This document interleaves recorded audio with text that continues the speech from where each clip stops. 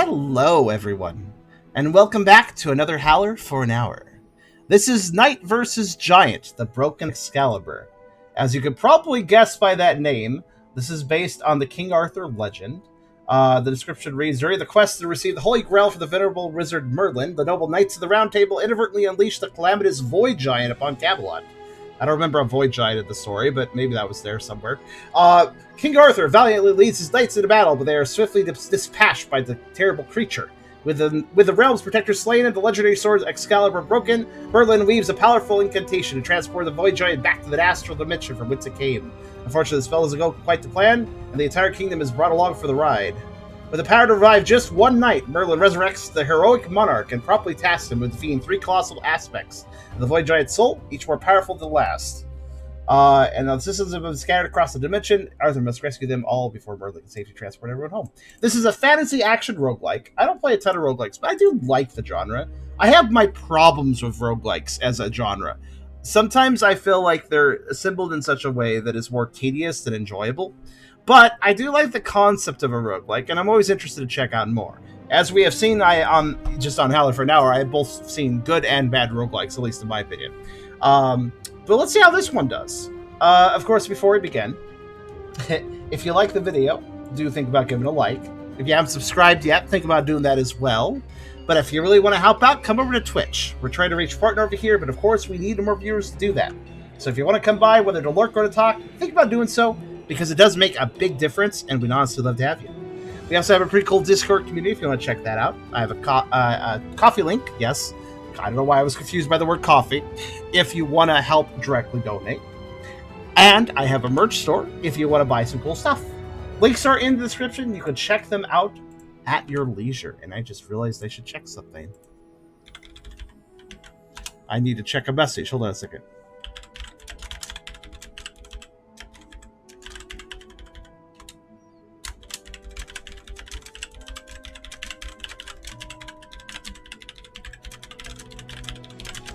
Speaking of events and links, there's also the Weight Gain Drive website, which will also be linked in the description, which is still going on technically. Well, the drive's over, but we have bonus pictures still being released. I just need to help motivate Fluffs into getting bonus picture 2 done right now. But you can't correct it now. We real. It's your fault. You're real? I thought you were figments of my imagination this whole time. The viewership numbers were just imaginary. No. Let's create new data.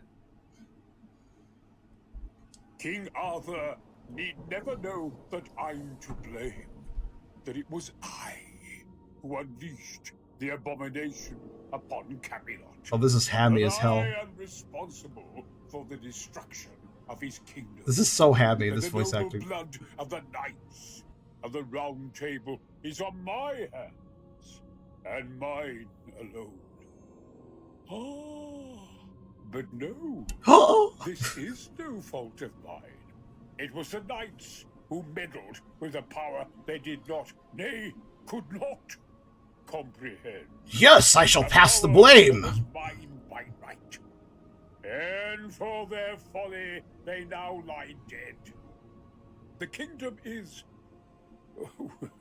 the less said, the better. No, I like this ham. It's hammy in a good way. Fixing the whole mess. Why is it always me? It all began with that accursed ruinous artifact, the Holy Grail. The knights were to bring it to me. How was I to know that gaggle of blundering brutes would jab it with their stabby sticks? How, I said. I suppose in hindsight, perhaps I could have warned them of the dangers. But I digress. Behold, a great beast emerged from the Grail, birthed by the void itself. That doesn't seem so holy. So what? Said I. No biggie? No biggie? Then it began its terrible work. It cut through the knights as a hot knife through butter before turning its gaze upon Camelot. Fiddlesticks, said I. Yes, biggie, because I happen to live there. We've all read the tales. The valiant hero in shining armor swoops in to save the day. This is no such tale. Even our stalwart king paled before the might of the void. Thus it fell to the great and magnanimous Merlin, who imposed his mastery over the Grail, and returned the void giant from whence it came to the black firmament betwixt the stars, the Astral Dimension. Of course, nothing in my life has ever gone to plan. Why would this be any different? Camelot was funneled into the Astral Dimension as well. The Knights of the Round have fallen, yet I have the power to return just one. So, it falls to you. Arise. Arise, King Arthur. Raise high your blade. Restore the glory of Camelot once and for all. Hammy is hell voice acting, but that is a very appropriate for a wizard. Honestly, if it very much has overacting theater drama kid energy, which is pretty much what an old wizard would do. Like, if anybody's going to be over dramatic in like a fantasy setting, it's going to be the old wizard. Seriously.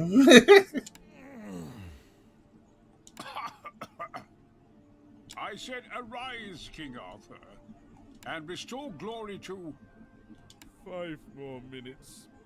Okay, so it's obvious this is going to be one of those games that doesn't take itself seriously. I actually thought, I wasn't sure if it was actually. The glory of Camelot cannot tarry even for 5 more minutes. Like, it works with Merlin. Let's see how it works for the game as a whole, though.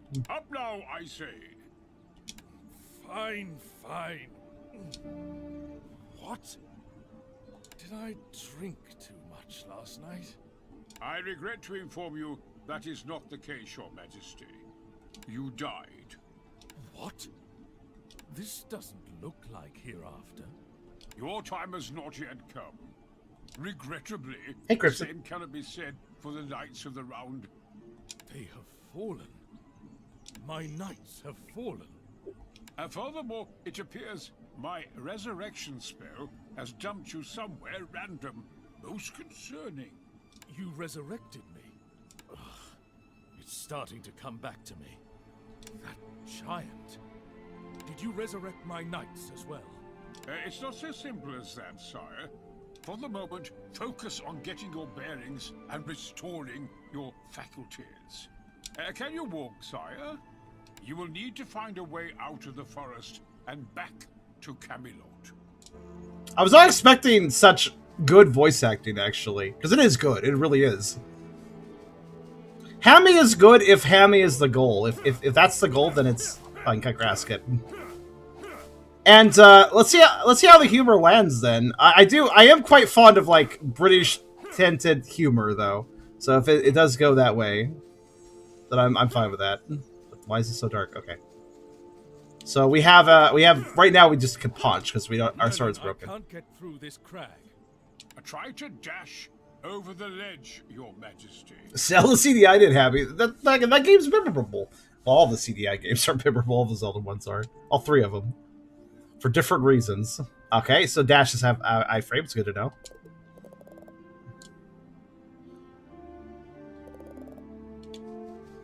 So far, I have found the dash button. I have found the roll button. Good. I think you can use that move to dodge an attack as well, Your Majesty. Keep trying to find the exit. You'll be able to see Camelot soon. So I understand Camelot and its surrounding environments got pulled into the void, but I must ask, why is Camelot surrounded by both, if you remember the map, why is it surrounded by both a desert, a volcanic mountain, and a grassland on different sides of the castle? That's quite a dramatic set of biomes right next to each other. So, is this like a path? Okay, it's not. What is... Okay. Why does it look like these are like backwards fireballs? Doesn't it look like the thin part should be the part being trailing behind?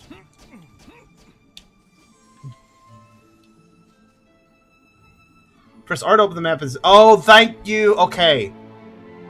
So there's numerous things I don't like about roguelikes. I recently watched a video that actually discussed one major point that I never really thought about. The vaguity of random items. I wonder how this game will handle it, actually. But basically, One thing I don't like in roguelikes where you're doing a run and you get some item and it's like, I have no idea what this item does, picks it up, oh, it fucked up my build. Great.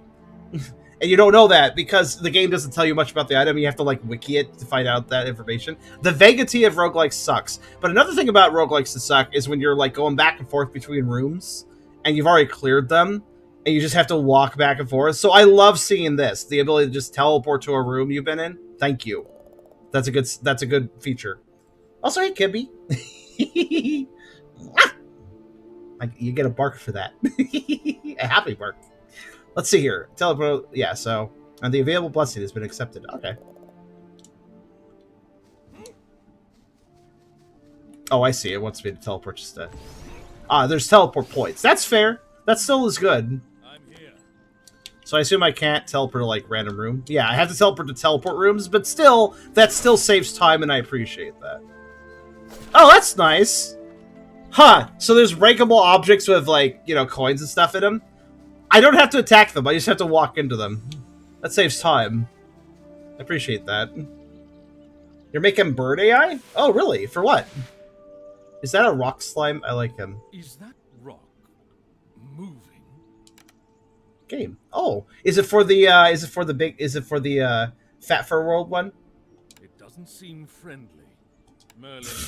The rock is moving around randomly. It doesn't seem friendly. Why is this rock not friendly? Why is it not friendly? I think the magic different of game. the Astral Dimension is making everything unstable. Astral Dimension? Merlin, where am I? You Is that see you? Oh. my... Okay, cool. Cool, Kibby. Oh, okay. Ouch. Okay, save the exposition for later. The rock is hitting me, Merlin. The rock is hitting me, Merlin! Your Majesty, what has happened to Excalibur? Excalibur is broken. I think it broke when that giant... We can fix Excalibur once we've regrouped. For now, attack the monster and protect yourself, Your Majesty. Can interrupt an enemy with him a skill or a final attack of basic weapon combo. Okay. So your first strikes don't interrupt enemies, but your final strike does, and also a skill. Okay. Alright. Giants and Maybugs cannot be interrupted. That's fair.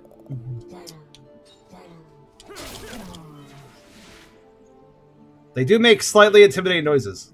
You had better be able to explain why the forest has come to life, and why it is attacking me. What's this thing? Oh god. Apparently it's a trap. Does it hurt? Wait, hold on. Yes, enemies can be fucked up by it. They don't want to cross it though, I think. I can convince them to cross it. I think it got stuck. Alright. Okay. I noticed one thing. Another quibble I have of roguelikes that this roguelike addresses, which is good. Gold can be used to upgrade the Kingdom of Excalibur. Solar is going to be used to buy items. Okay. Solar orbs of gold can be obtained by clearing rooms, breaking straight breakable objects. Solar orbs will set to 0 once Arthur returns to Camelot. Okay.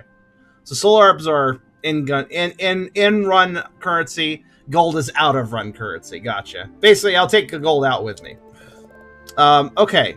So one other thing that I very much appreciate. This. I hate roguelikes where when I clear a room, the traps of the room continue to be fucking hazards that I have to deal with if I'm crossing through. I very much appreciate it when a roguelike turns off the goddamn traps after the combat encounter in the room.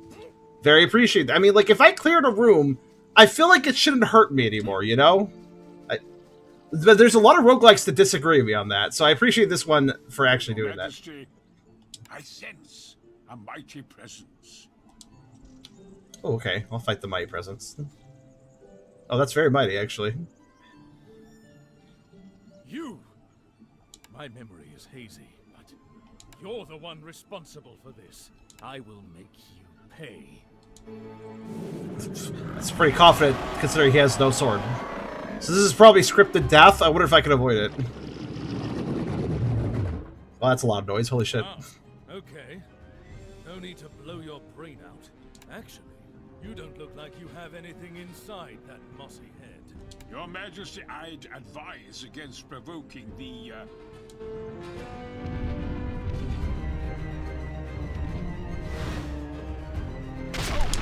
Okay, I was gonna roll. I was gonna dodge the last second, but yeah, that's Flee, sire. King Arthur of Camelot does not run away from enemies. That was really hard to dodge. You have to like dodge the last second, I think, for that. Oh god.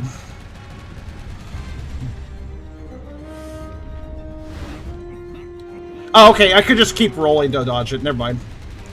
Your roll doesn't have, like, a cooldown, really, so... Okay. I'm gonna try to beat it, even though it's obvious that I'm supposed to lose to this. First, I'm just learning what it can do.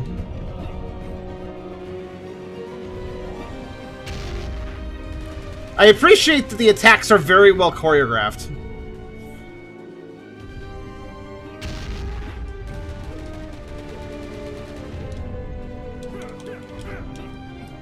Oh, that was last second.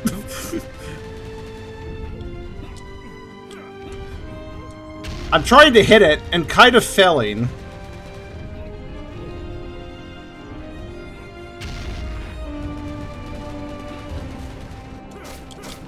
Oh, I hit it. Damage is doable. It is defeatable unless it has an instant kill attack that it just pulls off if I do too well, which I totally could.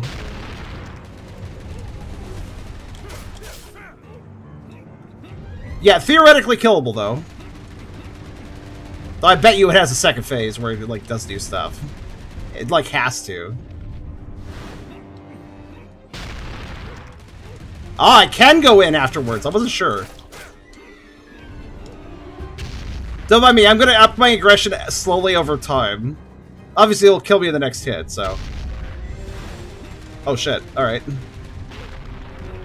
Little... mean little combo there? Alright.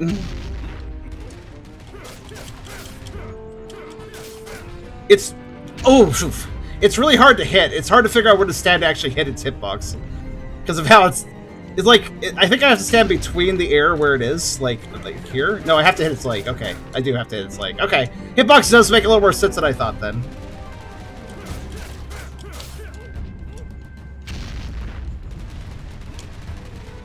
I see how to deal with this, though. The punch attack is the easiest thing to dodge.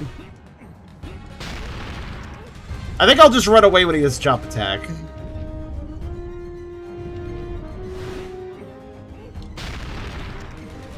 I don't trust that jump attack to not kill me.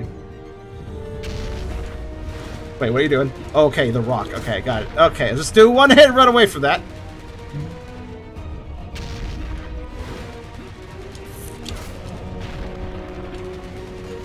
Death of 1,000 cuts. Okay, so the best attack is that attack there is the best one to hit him after. If he doesn't pick up a rock, then it's time to run in and just beat him up. If he grabs a rock, maybe not so much.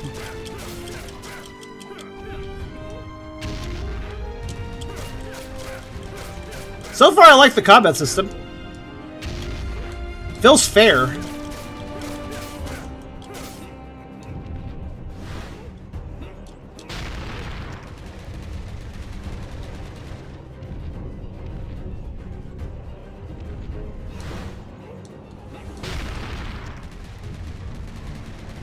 Technically, I probably could dodge in after his jump attack, but it'd be, like, kind of dicey, honestly.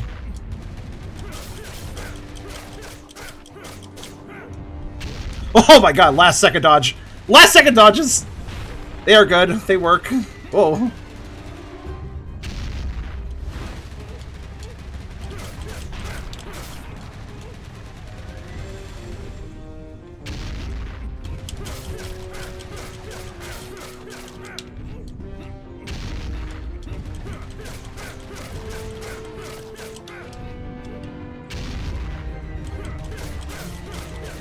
Okay, this works. Thanks for the make it easy.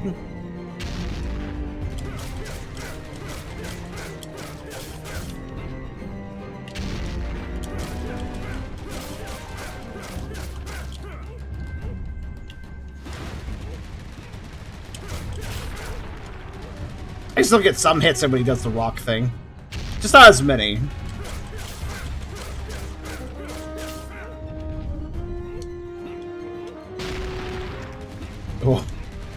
The rock graphic was blocking that.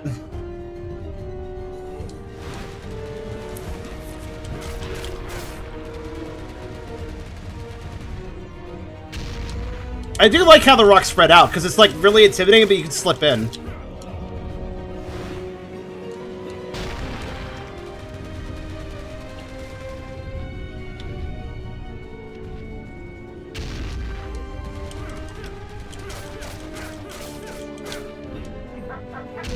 Oh, I fucked it up. Damn you, follow! Threw up my rhythm. That's okay. It was inevitable. It's not... I think you can beat him. But obviously, it's probably better to die and get a weapon. Damn you, follow sound! It actually threw off my rhythm just a little bit.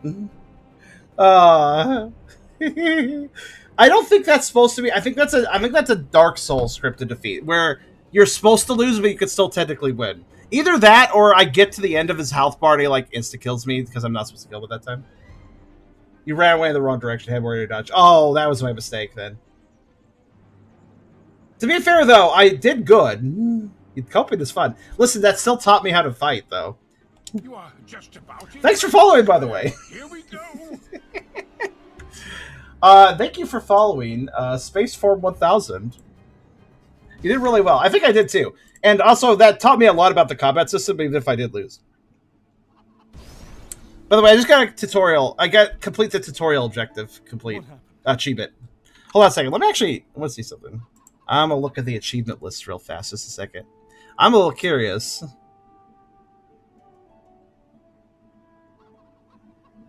Because if I get an achievement for simply getting through the tutorial... Does everybody agree that if it is possible to defeat that guy right now, that's probably an achievement too? It does not appear that that is the case. There is an achievement for being it, but I think that's just for being it under a normal run. Although I guess I probably could earn it maybe at the beginning. Camelot. Hey, 10 ads. Yeah, you're not subbed. My teleportation spell works. There should be 3 ads an hour, Beerus. I'm so glad. It's not like you to be so doubtful of your ability, Merlin. Don't your spells always work? On Earth, yes. What in the name of the architect's holy calculations do you mean? This is Camelot, is it not? Yes, Your Majesty. However, I hate to inform you that Camelot is no longer on Earth. Please, look around. Look around you.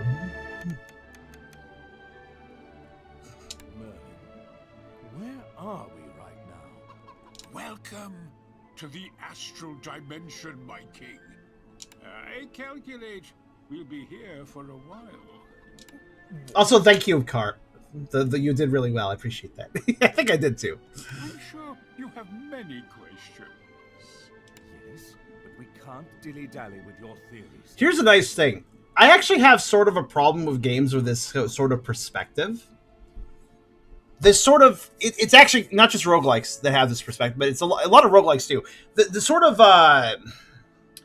what is this perspective called? It's 2D game, but you kind of move, you know, in a 3D space. Also, thank you, Beerus. Screw you, ads, D.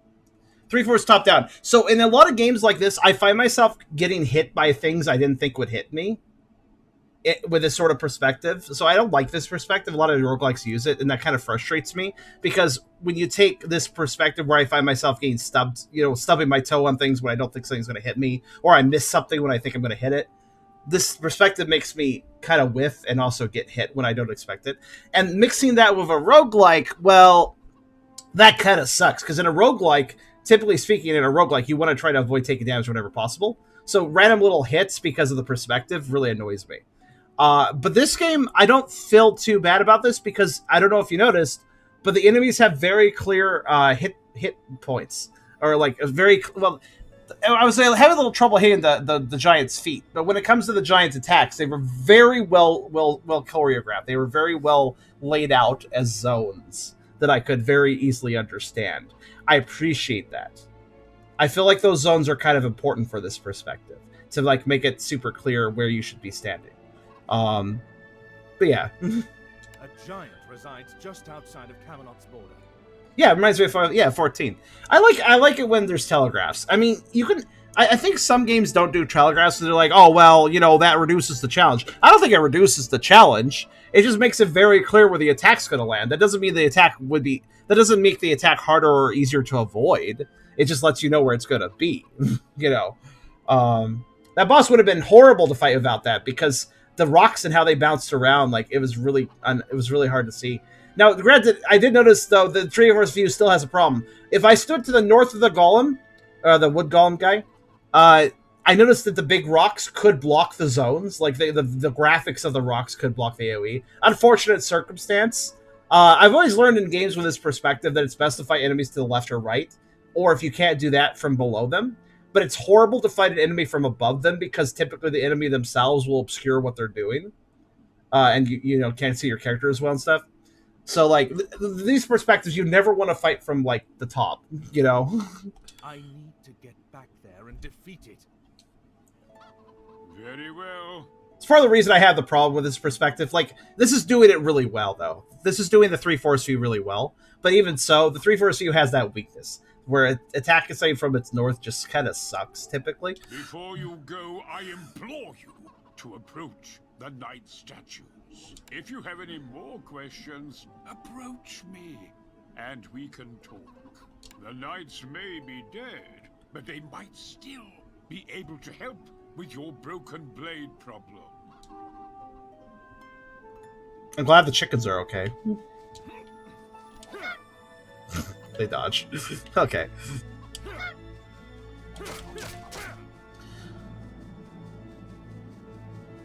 So I'm going to guess these are buildings we're going to repair. Architect devices and architect erases. Architect devices, architect erases. May your noble souls ever be part of the universe, my knights. Thank you, my king. Ah! Lancelot! Is that you? And me, sire, Boris. Wait, who's Boris? I don't remember Boris from the Legends. Who's Boris? Boris, you're here too. I don't remember most of the knights, to be fair. Everyone told me you are dead. Well, it seems the old wizard is correct. Knight Boris. What did he do? What was his deal? As always. He seems to be... he seems to be an onion knight here. Indeed, sire. Unfortunately, it seems we have shoved off the old mortal coil. Is that so? That explains the headache. And how can we be... Well, you don't have a head, though. You're dead. You're a spirit. Well, I guess you have a spirit head. But how can we converse with our illustrious king, then? Yeah, beats me. Perhaps it's a question only the architect can answer. Or Merlin. Merlin, yes. What killed you? Merlin said your entire order were killed in an explosion. Indeed, I had intended to ask Merlin about that, but he's curiously secretive about the whole thing. Was it when the Void Giant crashed upon Camelot? I beg your pardon, sire. The giant? You did not face the giant. No, sire. We were questing for the Holy Grail. The Holy Grail? That is true. I believe I approved the excursion some time ago. Then, did you find it? We followed the trail north to an abandoned castle. After that, yes? My apologies. I do not seem to quite recall. We split up. I investigated the master bedroom. And then I remember pain. You died. The last thing I remember was heartily wishing I might return to Camelot one last time. Uncle, what about you? I couldn't say much more. One moment I was breathing. The next, gone. Curious. If you recall correctly, the mere days later, the Droid Giant approached Camelot for the north. It would have taken weeks to reach Camelot for that location. It took us months. Now, if you are enormously tall and need neither rest nor succor. This is a giant, correct? Indeed, sire. Tells me your wisdom has not been exaggerated. Keep up, kiddo. Keep up, kiddo! Very knightly thing to say. Keep up, kiddo. The discovery also tells us something more. You surmise that something in the vicinity of the Holy Grail was likely responsible for summoning the Void Giants. Indeed, it was very likely it was the Holy Grail itself. Ah. Your Majesty, is my understanding correct? Merlin told you the Knights of the Round Table died in an explosion. Aye, it is true. Then, how could he be privy to that information? Exactly. It's not only the case that he knows we died, but he is in fact aware we died in an explosion. I detail neither Uncle Boris nor I remember. It literally happened to us. What does this mean? For the moment, sire, you need the wizard's expertise. But keep your wits about you. Stay vigilant. Yeah, I was wondering. I noticed in the opening dialogue, while Merlin's quite, kind of a bumbling, funny guy, I noticed he had quite the ego. I wonder if he's like the true villain or something of this one.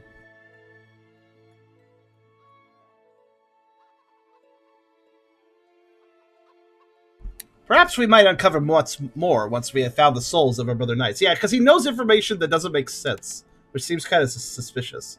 I concur. What happened to the other knights?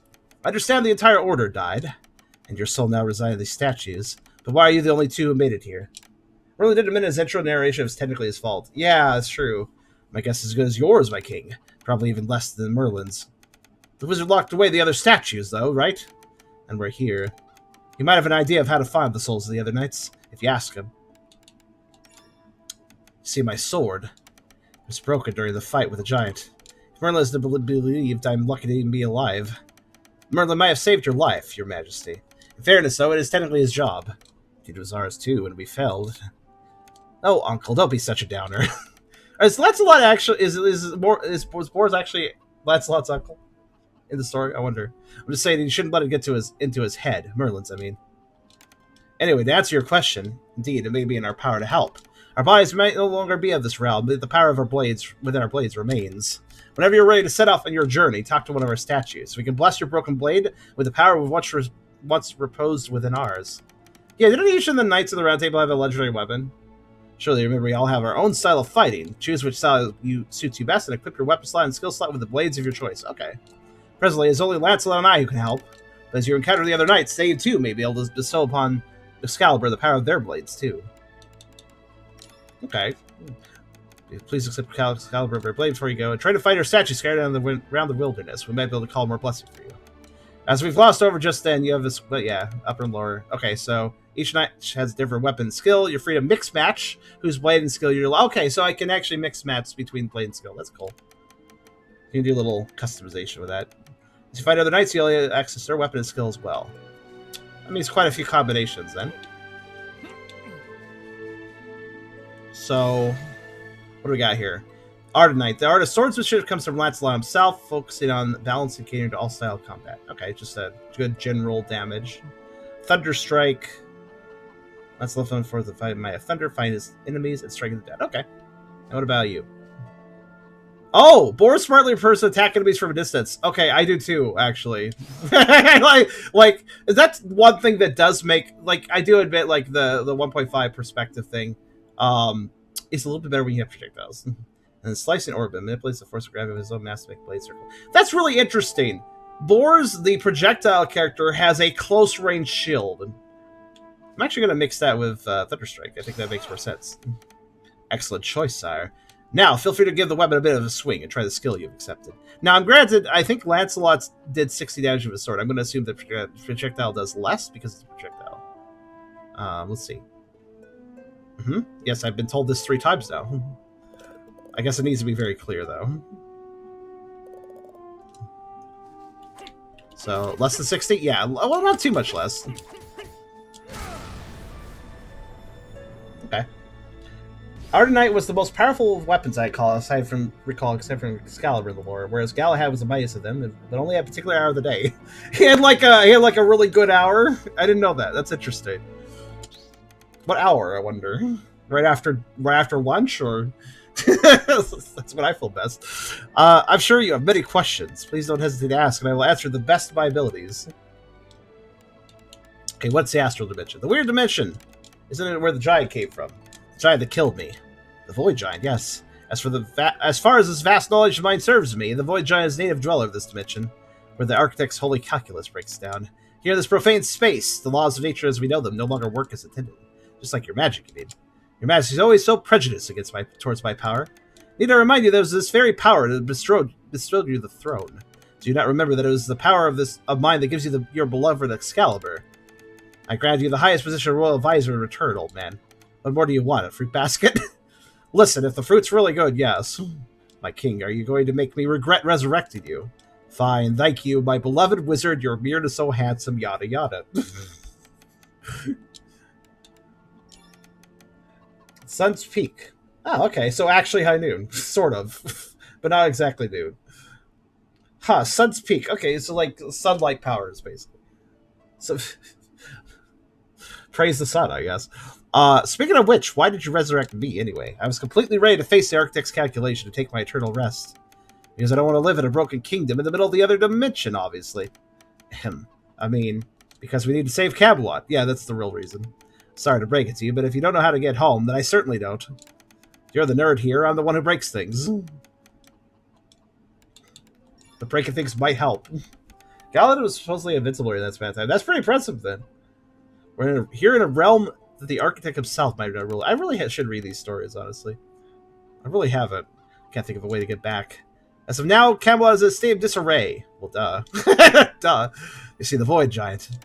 He was not killed upon our warp to this realm. However, the impact seemed to break its soul into 3. There are now 3 giants roaming the wilderness around Camelot. Even if I were to find a way to return the entire territory of Camelot right now, it would not do to transfer the giants with us back to Earth. So you're saying I need to defeat them? Most certainly. In addition to that, it seems like the incident threw the residents into panic. It would be prudent for you to retrieve them should you find them on your journey. They must be another collectible, then. The people of Camelot need me. Of course, Merlin, I shall rescue them. As expected, the king here of Camelot. And what other? Rapid Excalibur after I interact with the Night Statue. I have to admit, once I realize the state of Excalibur, I fear the worst. Sire, it's within you the power and glory of Camelot resides. Excalibur, 'tis but a bauble, a tool like any other. Yet it was Excalibur that put me upon the throne. Without Excalibur, how can I protect Camelot? The secret ingredient is dead people. What? The Knights of the Round Table bathed their life for Camelot and for you. Their souls might disperse, but their power, that now resides within their respective statues. That's the only sound they say. Dead people, that'll fix everything. As it is, Excalibur can be imbued with the power of each knight's chosen blade. It seems like the humor on this is on point. Listen, if a game's trying to be funny and it doesn't land, the humor can be obnoxious. This seems to be doing a good job, though. My knights. Their sacrifice will not be in vain. Please do bear in mind that due to their immense power, you can only bear 2 weapons at a time. Okay. What happened to the other knight statues? Statues of Lancelot and Bors are over there, but I see a draped fabric over the other statues. And I can't feel power emanating from them. What happened to Bedivere and Percival, Tristan and Gawain? Are they all okay? Well, no, they are also dead. You know what I mean, you old fart. I have performed an inspection of those statues. It seems like the other 4 are still lost in this realm. Then we need to rescue them. Yes, it was prudent to be able to access their weapons as soon as possible. What? I mean, so their souls are not lost in this blasphemous place. Right, that too. In any case, we'll need the help of my mason to finish the rest of the statues. However, she disappeared during the blast, alongside the other townspeople. Make sure to be on the lookout and rescue her as soon as possible.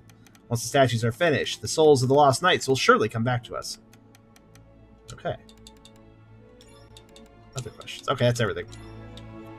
So,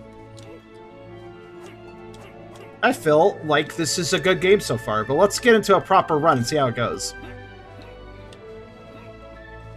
There's a lot of... I'm guessing we can go up here later. Yeah, it looks like that's an area to go to. But let's do a run. Let's do a proper run, not the tutorial. Also, hey, Engulf, how you doing today? The art style is good, actually. Yeah, so far, the gameplay is... So, Blue, I'm really picking with roguelikes with this 2.5D perspective because I find the hitboxes to be kind of unfair if done wrong. This is doing things right. This is doing things pretty dang right, I would say. And now I have projectiles, so I can, like, dodge around. I also appreciate that I can just kind of dodge whatever I want. Yeah, I like... You notice, if you pay attention, like, the hitboxes... You can see where the enemy's going to do an attack, where it's going to land. It's very, very good communication. The round table. Oh. What happened to it? It's very small. You found the round table in the middle of the forest. Can you interact with it? Can you interact with the table? Yeah, like, I'm going to sit at it. There, I'm interacting with the table. Alright, let's get the blessing. What did you see, my king? The holy insignia of my knights. I reached out to one of them. I feel a surge of power in Excalibur. I really like how it's like hammy British speak, right? Like everybody's like, I will act! And I will act with great passion! Like, I love it. It's very good. A blessing. Could it be... Could their souls have become bound to the table during the explosion? Explosion? I will explain later. Is the volume good, by the way? Let me know. But if you found other round tables, It might be a good idea to interact with them. You can access the blessing of the Knights of the Round Table and make your sword stronger. Got it. Okay, so HP, crit damage. So 5 is through the round. Oh, that's an active ability. I prefer passives, so let's up crit damage. Of course, this is a projectile weapon. I shouldn't need as much health. Oh, there was also a button to hold down for more info. I didn't even do that. So, oh, that's good. So it did the other. So the other thing of this that I have a problem with roguelikes, as I mentioned earlier, vague descriptions for upgrades. There was a button to hold down for more info. So if that description hadn't done enough to tell me information, I could have held that down for probably all the direct stats as well. I appreciate that. Also, what is that here? Critical damage plus 15, plus 30 on Lance? Is that Lancelot's weapon? So is that saying that if I was using melee, I would do more crit damage? That's fair, honestly. If that's what it's trying to say. What can I break for, like, items? Grass seems like kind of whatever. Like, it doesn't seem to give me anything. A lot of relics easier and more prudent, but giving players info. I appreciate that.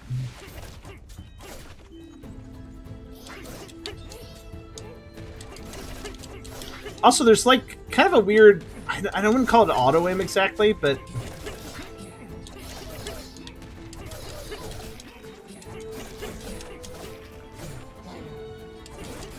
By the way, music's really nice. Oh shit, those split into smaller rocks. Okay. Got it.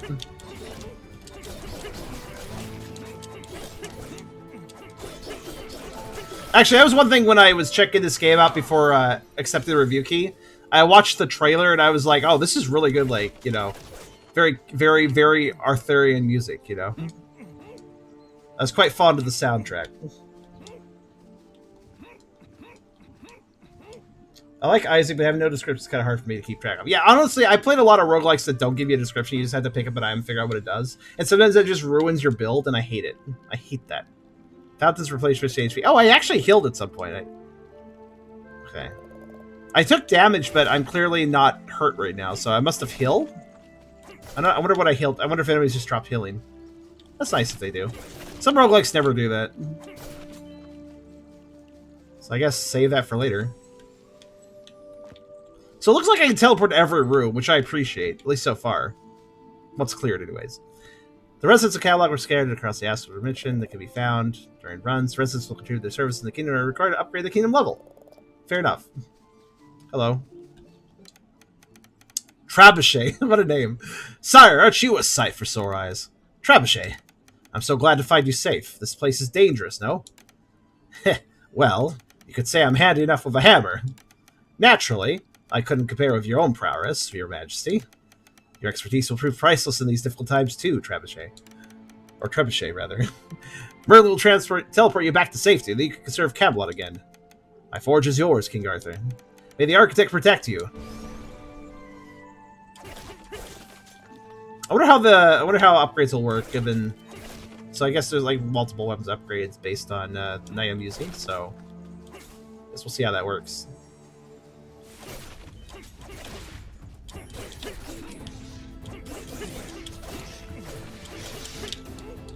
Ooh, hello.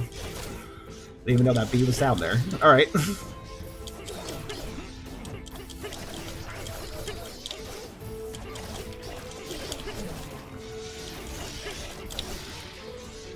I like how this, I like how the round table itself is protecting me. That's also blocking my shots, but it's kind of helpful there.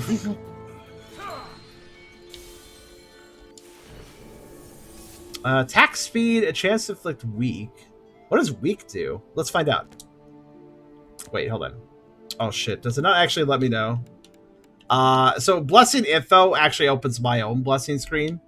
So unfortunately, I thought hitting that would give me more information on the item. Does not. So I have to just kind of figure out what weak is. I assume that means their attacks will do less damage.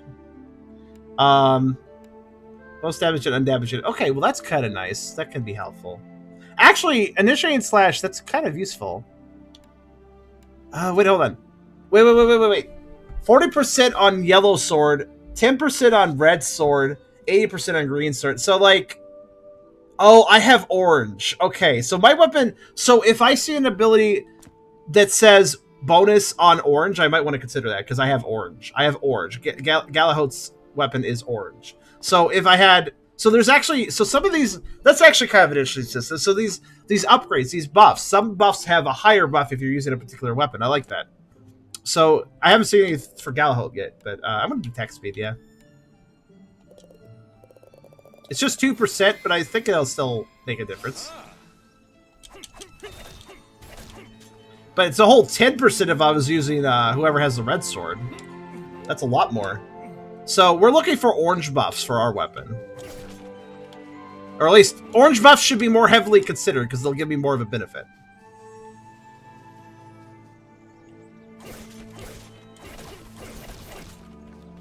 Hello. A psalm.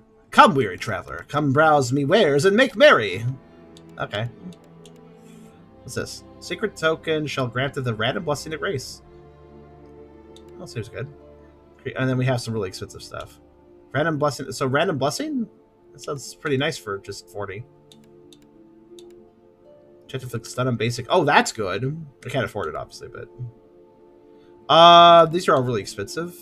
I will not buy from the shop at this time. See how much money I get by the end of the level. Actually, where? Oh, there's a path there. Again, we'll come back to the shop once I see how much money I can earn in this area.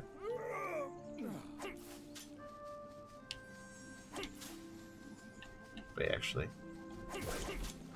Speaking of earning money. Oh wait, hold on, wait a minute. Oh, there's... With how I can, like, dip... oh, I like how these story branches don't actually hurt me. I appreciate that. They probably should, but... I wonder, like, I'm noticing I can dive into the underbrush. I wonder if there's any secrets.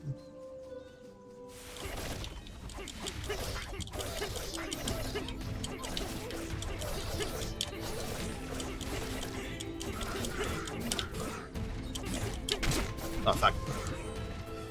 Oh, I only took 1 damage? That's pretty fair. Oh, double jump! Oh my goodness, it's triple jumping. What the hell? Okay.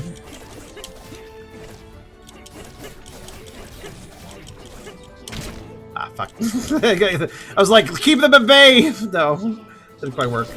Okay, there's a lot of them trying to charge me now. I'll just keep moving. They are too dangerous by themselves, but it's just like a billion of them because I did it.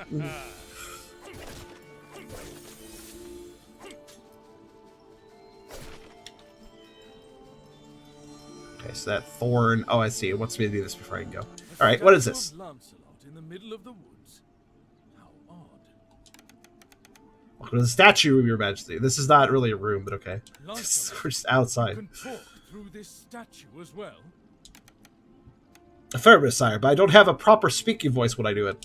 Actually, I noticed they don't have proper voices, Lancelot, and I wonder if they will later. Lancelot, Boris, and the others, probably. Communicate with you through every statue in this realm. Of me, of course.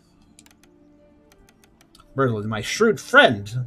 I kind of see this game having Twitch integration. I don't think it does, but I could see it have. A lot of roguelikes have Twitch integration, so I definitely understand that.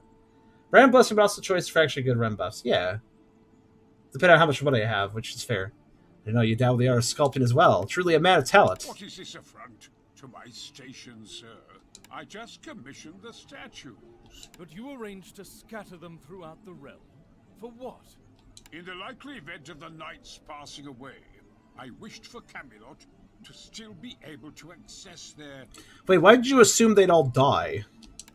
That's sus. Strength, poise, beauty. Surely you know that I possess all.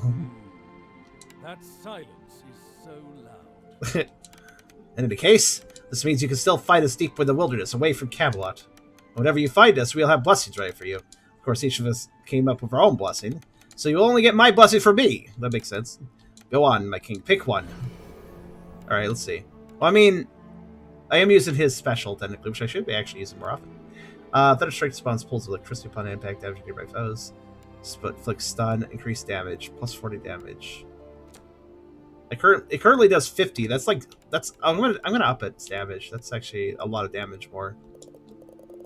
It's like not quite double, but it's like mostly double. Actually, I should see how often I can use Thunderstrike. I'm not actually sure. Let's see. Doesn't say anything here. All right. I do appreciate, by the way, the screen shows all your stats, like in numerical value. Attack speed 5.02, such that. Yeah, I had a very minor increase to my attack speed. That's a lot of Zeus. Pull Hades comparison. Yeah, pretty much. Let's see what the cooldown is. I bet it's room-based cooldown, but it might be time-based. Usually it's room-based, though, isn't it? Pan Piper. Hello, who's there? By the holy calculations of the Supreme Architect of the Universe. Do you, sinner, accept this divine challenge? Yes. What? Your sin accomplice shall be absolved of your life. What? Crap. Oh, it's actually timer-based. Okay, interesting. That means it can be used more actively than I thought. Well, surviving doesn't seem too bad.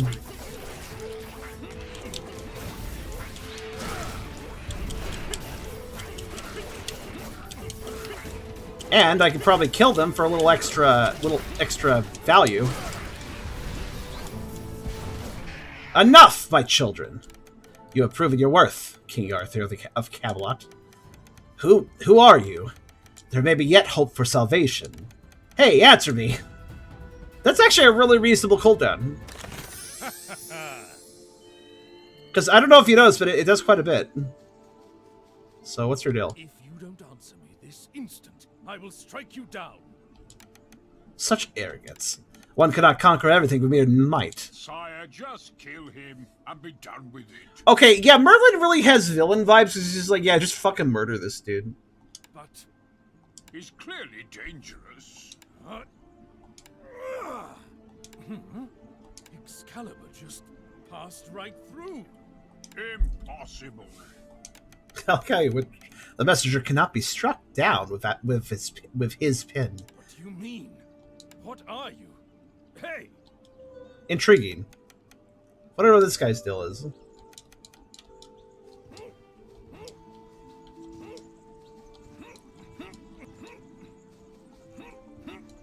Alright, onward we go. So I think, wow, that's, okay, that just strikes enemies in the room. I don't even need to be near them. It just randomly picks some enemies to hit. That's really good. Actually, no, I guess maybe they have to be somewhat near me, but not really that close. It's quite a good skill.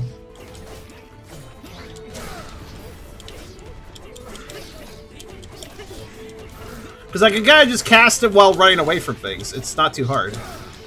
Yeah. Okay, that's a really good ability. Nice of the game to start you with some good weapons, I gotta say. Ah, boars. See the merit of keeping distance when attacking. I am pleased. He notes that I... Oh, additional knives, you say? Wait, hold on. Ooh. Sideways or diagonal? Oh, interesting. A Galaga will explode and hit an enemy. After hit an enemy and inflict... Okay, that grammar is a little off there for detonating dagger, but also interesting. I'm gonna do diagonal shots. I'd like to have more knives. Boars is... I mean, he's Onion Knight. You gotta love Onion Knight. Oh, thank you, Chaos. A wolf. A wolf. Or rather, woof! I'll give you a proper wolf for that. So let's see. Oh, yeah, that's really nice. I was having a little trouble aiming, so a three-way shot should allow me more hits. Also, it's good for... Okay. So that's a boss gate, right? I think we could all agree that's like a boss gate. So I'm gonna go back to the shop. That's probably a boss gate. I'm just gonna buy the Knight's token. I could hold off though. Oh, a hype train. Thank you, Crimson. Oh wow, 3 subs. Okay, I think I'm gonna buy the Knight's token though. Increase movement speed. Oh, that's great. I love movement speed. Oh my god, that makes a difference. Wait, that was only 3%? That feels like more than 3%. I feel that. Okay, movement speed is like really big for me on a game like this. Movement speed is like really helpful in a game like this, I'd say. So I'm down for that. Last evolution of the Cynthia Forest element, the Rockflesh Treant. Oh, it's like, oh, it's not the big guy I fought. This is like some other guy. Whoa, shit! That wasn't the race I was expecting, but okay. My priority right now is murdering all the little ones. I hope he doesn't respawn them.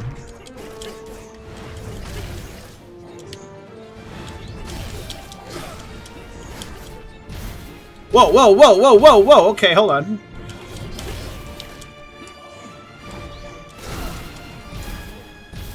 Glad I got the movement speed buff. Holy shit. Ow. Okay. Your buddies are dead. Now to kill... Oh, they respawn. Okay. Alright, I'll ignore them then.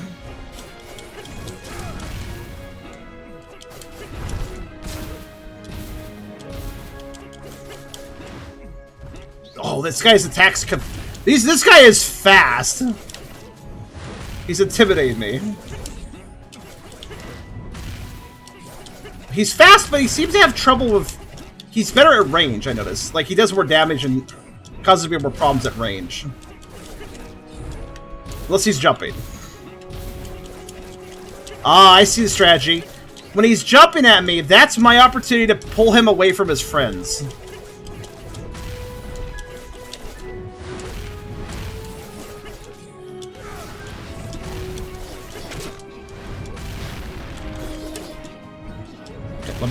The rocks were in the way. Okay, that was really fast-paced, frenetic, but it was also possible to get... Like, that's a good sign. It was a fast-paced fight with this weird perspective that I don't find myself very comfortable with in a lot of games, but I still felt like I had a handle on that. So, yeah, that's actually a good sign. If I could fight a fast-paced boss with this perspective and don't feel like it's unfair, that's a really good sign. The game design is on point. So how's a pile of rocks so alive and so dangerous? Enemies are bigger here, but no giant. Yeah, that wasn't like a sub-giant. There's this rock machinery, though. The extra knives are doing 10 to 13. That's fair. It's like auxiliary knives, so that they do less damage, that makes sense. I noticed if I got close to them, I could hit them with multiple knives, so that was helpful. Not unlike the portal that you used back in Camelot to send me out here, Merlin. I see. Unfortunate. But it seems like it moved to the other part of the forest. Do I have to walk there? Why, do your little feet hurt, sire? Do you comprehend who you're talking to, Merlin? A jest, my king. Merely a jest. You can use the portal. I assure you, they are safe. None of your assurances are particularly reassuring, but very well.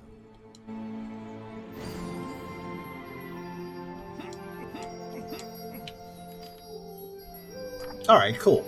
Let's... The sass of this game, yes. Also, I'm gonna do one... Oh, I changed the resolution. Not me to do that. I'm gonna just do this. I feel like it could be a little louder. A little late for that, but you know. The sass... The amount of sass between Merlin and King Arthur indicates to me that Merlin is probably the bad guy. Because they definitely have a strained relationship. And I get the impression that Merlin, yeah, isn't so great.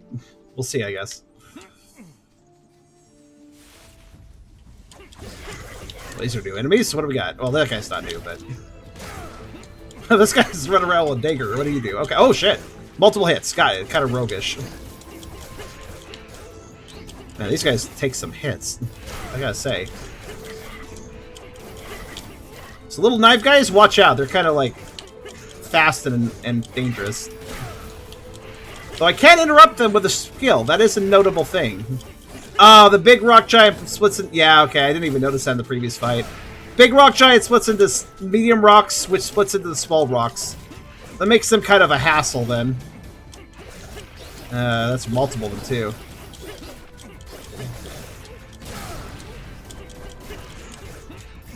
Maybe I should take out the other enemies first, then.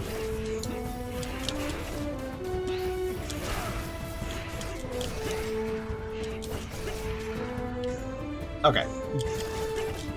I mean, the rocks have straightforward attacks, it's just... That's a lot of enemies to deal with, you know? Yeah, so the auxiliary knives definitely do less damage. That's fine, though.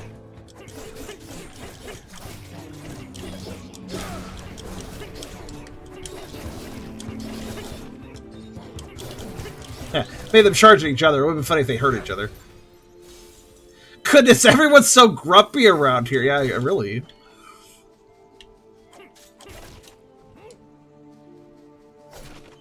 Oh! Well, there wasn't a secret path, but there was a box hidden over there.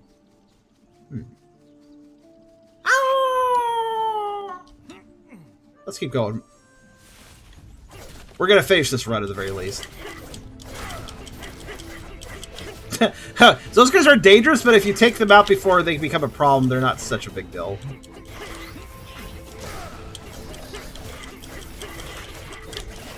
Also, remember, the last hit of my combos also interrupts attacks, so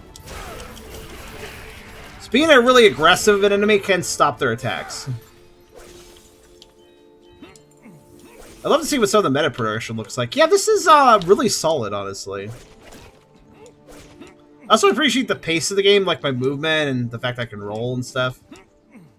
Like, really fast. Like, it feels like a game that's not wasting my time.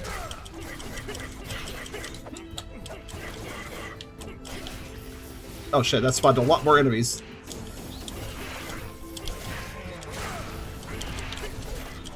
Wait, what's that plant doing? I'm quite sure.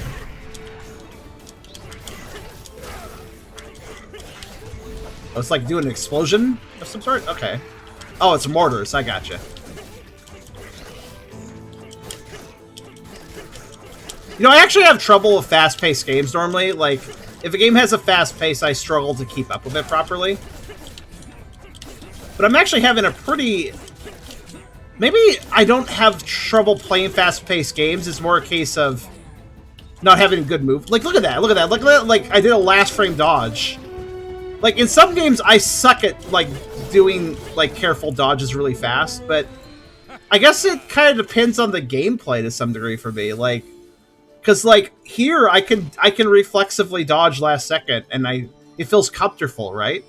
Some games, I can't do that. Some games, I can. So, I think it has to do with the game itself, then. Ooh, chance for weak chance, 50%. Weak duration, 5 seconds. That's pretty high chance to inflict weak. I don't know what weak does, though. Increased critical chance. Okay, it's an active skill. Nullify damage received. Active skill. I'm going to do the passive. Let's get the Corrosive Strike. Looking into this game, it was made by an Indonesian game studio. This is a remake of a Flash game they did in 2013. Oh! Yeah, I could see it. I could see this originally being a Flash game. And that's not a disparaging comment, mind you. There were some amazing Flash games back in the day, so... Good on them for remaking and expanding a solid premise. Yeah, I don't know what weakness does. I'm going to assume they do less damage to me, which, you know, I don't want to get hit in the first place, but... I think that is good to have. Ooh. Ow, fuck. Should really get out of this corner. The mortar guys are actually just the right level of... Like, oh, I have to remember they're there. I have to remember they're causing me problems. Like, they're a basic mortar enemy. They're not exactly unusual for a roguelike, but... I like the element they add in here, specifically with these types of enemies. They require just a little extra focus. Oh, that's these mushrooms, man. Fucking hopscotch masters right here.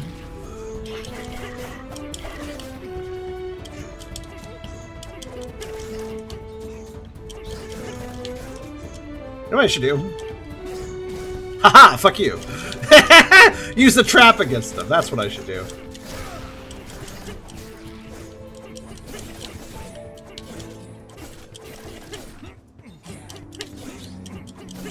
Yeah, imagine what weakness does is probably it causes them to not be able to hurt me as much if they hit me while they're weak. So, like, having weak on my weapon with a 50% proc chance will generally guarantee that if I am taking hits, I'm going to be taking less damage in general, which is good. That's a good thing. Especially surprised they managed to get this great voice act despite being that. Props to them. Yeah, you know, I actually... What the hell is up with this? Wait, what the hell is up with this? Look at this. This little, oh, I can't see what's at this little square. There's a sensor bar here. There's actually a naked lady just off screen. I can't, it's very rude. I can't look at that. Like, why does that look like a sensor bar? I have a lot of ideas to improve your form. Come take the look.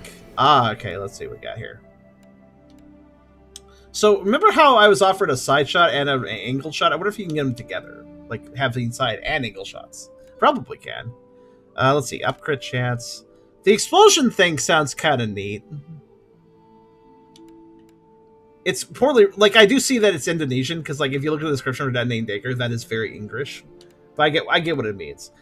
Pierces, less damage every time it passes through an enemy. 50% less damage.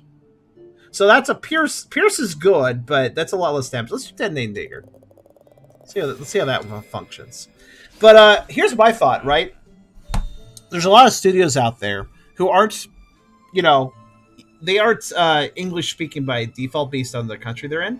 So they're either ESL, English as a second language, or they just don't know English very well. And I've seen a lot of game studios like release games with poor English, and yeah, there's a little bit of poor English here, but like it's clear that they actually did the smart thing and outsourced the voice acting to actual English speaking people who can actually, like, you know, write things well and stuff. Because like that's the thing that perplexes me when it comes to game studios with games with bad English. Like, in this day and age, why don't you just hire somebody that does know English well to, like, help you with the project? Like, it's such an obvious thing, but nobody ever does it. It feels like. Because I know, like, there's obviously overhead costs for that sort of stuff, but, like, I also know that there's also people out there that would happily translate a game just to have a project to do. I've seen that before, so. There's tons of people. I'm like, the internet is well connected. You could find English-speaking people to help with this. Let's see. Able to locate me in such places. We have seen energetically aligned. Energetically aligned. Bonus damage after each dash for 2 seconds. Oh, interesting. Well, I'm dashing all over the place. So that probably would be useful. 50 extra damage. 50 extra damage. Okay. Increased damage based on HP lost. Oh, no. I mean, that does make you stronger when you're in a critical situation, but I don't like those moves. And then chance to inflict stun with basic attack. Ooh. Interesting. Rum? You thinking rum? I dodge a lot, so I dash around a lot. But Gorgon is pretty good, too. Gorgonian. Gorgonian. Gorgonian? Oh my god, that pun, I just got it. Rum's a consumable. Oh, wait, what?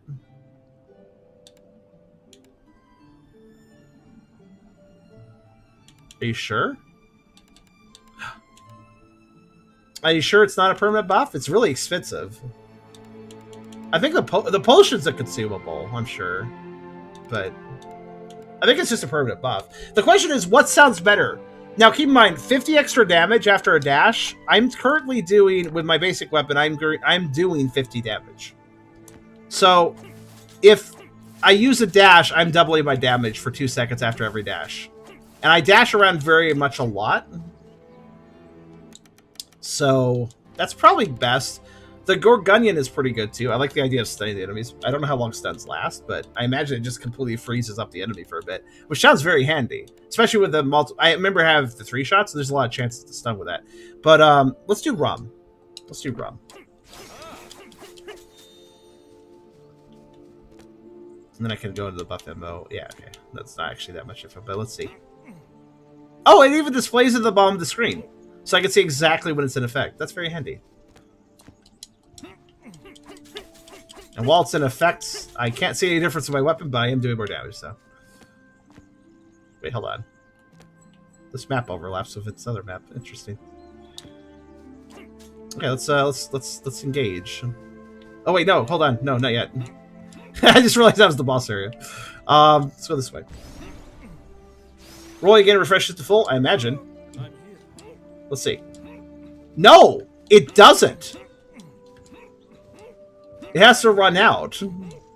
But I can, like, instantly refresh it while I, like, if I'm roll, like, here. Yeah. It instantly refreshes, though. There's a very minor delay, but... Oh, fountain. That's actually, like, perfect right now. Or should I save it?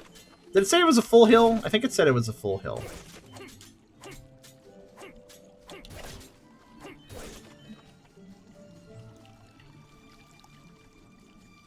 I should technically do whatever's up here first and then heal.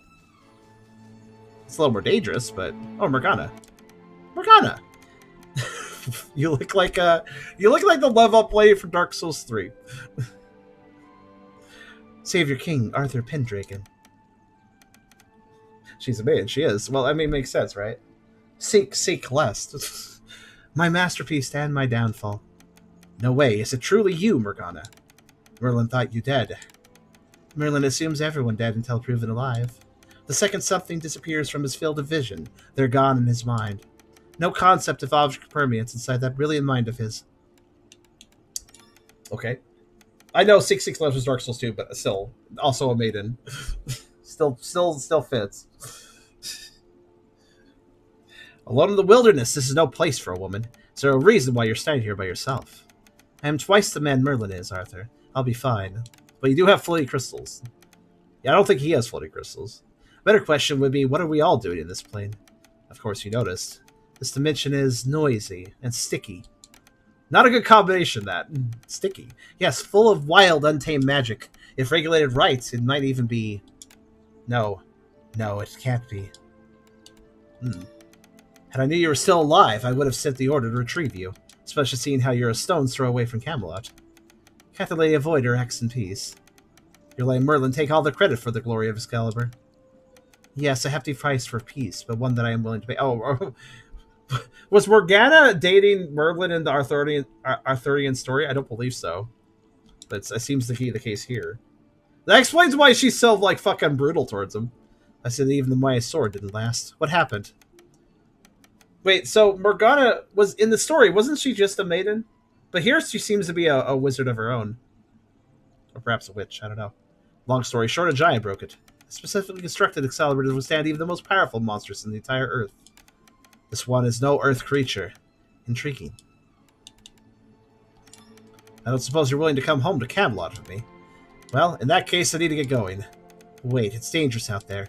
I can aid you in your journey, but... The magic in this realm is odd. It's familiar, but the very essence of it isn't right. There might be a price you have to pay to maintain a semblance of entropy in this new and foreign system. You choose whether you want my blessing in exchange for a possible curse. Ah, I see. Let's do it. Receive your penance. May you obtain strength from it.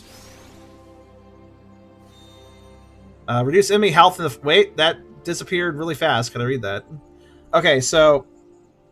In the forest specifically, enemy health minus 10... Reduce dash speed by 20%. That doesn't seem like a good trade. That doesn't really seem like a good trade-off, but... I mean, wait.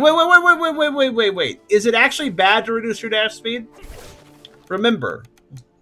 Well, like, in some situations, yes, but in some situations, no. In some situations where I need to roll a whole bunch to get away from something, that's bad. However, in a situation where I need to rely on the iframes of the roll, and now the roll has longer iframes, that's good. So she's chaos, yeah. I would say that's a bad trade, though. Wait, hold on. Wait a minute. Reduce enemy health in the forest area, but reduce dash speed in general? Oh, that's fucking rude. Look at this. Once I leave the forest zone, that will no longer have an effect, but the sluggish will remain. That sucks, actually. This is why I don't like roguelikes sometimes. It's like, oh, well, that's a bad trade, you know? Oh, also the explosion seems good.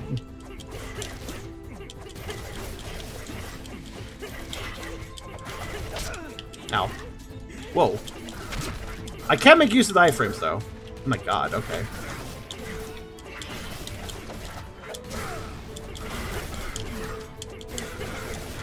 Oh. It's a problem here. Yeah, the slower roll... There's a delay between rolls now! Oh, that was a horrible trade. This is as fast as I can roll now. Look at the delay between the rolls. That is a really bad pair-up, especially when you consider that I'm trying to rely on that attack buff, too.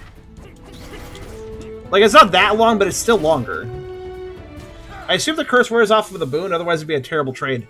Well, the only way to find that out is to complete the forest area, so hopefully I can live long enough to see.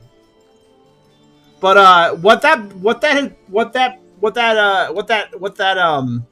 curse blessing has shown me.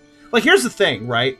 The moment I run into a bad for a good situation in a roguelike, if I don't feel like it's fair, I stop using the system. So, for instance, if I keep playing this, every time to run a Morgana in the future, I'll probably just not do it.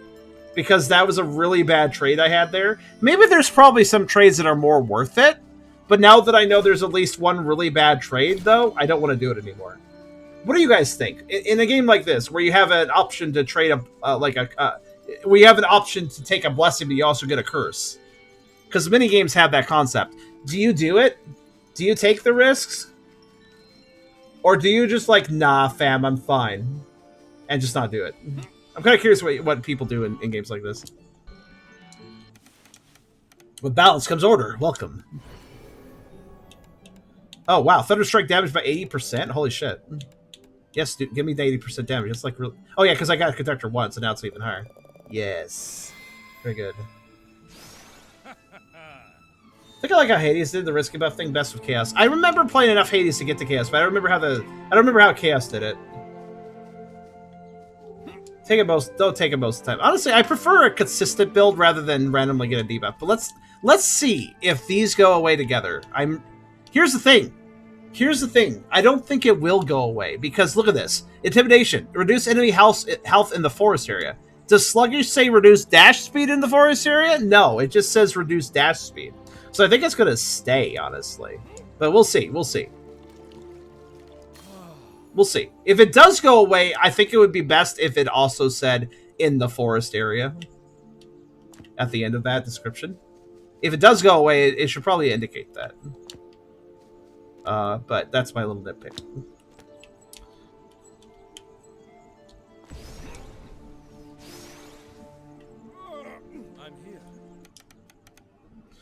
Here's the thing. I don't mind a case of a curse and a boon, but I like to be able to pick the boon and the associated curse. Like I like it like it's a list. It's like, all right, here's the blessings that I have for you, and here's the curses you get if you pick them. And you can just look at it, you're like, okay, so if I pick this, I'm gonna get this curse. And you can think, like, do I want that curse? Am I gonna accept that curse? Like, I much prefer when I know what I'm choosing for both bad and good. Because then I can, like, strategize and, like, oh, wait, what the hell? I thought I had way more. Oh, I didn't have way more. Okay. Alright, I'm going to go into the fight now. See how it goes. I'm a little disappointed. The slower dodge is going to mess me up in this, I bet. Oh, it's you again. Well, at least I know how you work. Well, the giants at last. Prepare to be logged. Logged?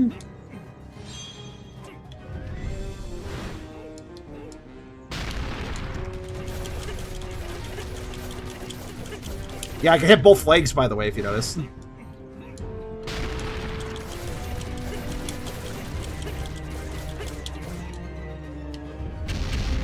Wait, that's new. Wait, you didn't do that last time. Oh, God, I don't like that. Granted, he leaves himself really open after it. What are you doing? Okay, that's fine. Though, actually... this creates some discord for me.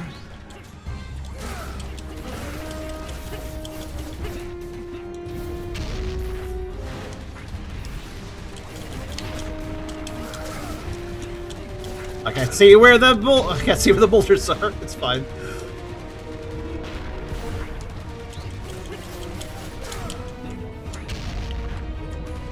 Oh shit! That was a goddamn. The bug was attacked there. Here's the thing. Ads in a boss fight piss me off. Though it does seem like he only sometimes summons them, so I guess it's not too bad.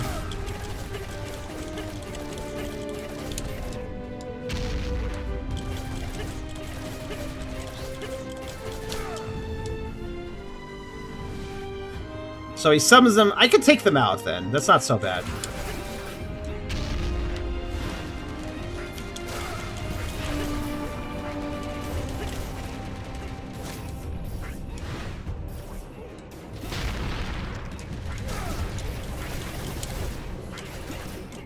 I appreciate that I could see the mobs behind his body, by the way. I do appreciate that. Oh, fuck. Oh, fuck. I gotta say, the vines are quite unpredictable.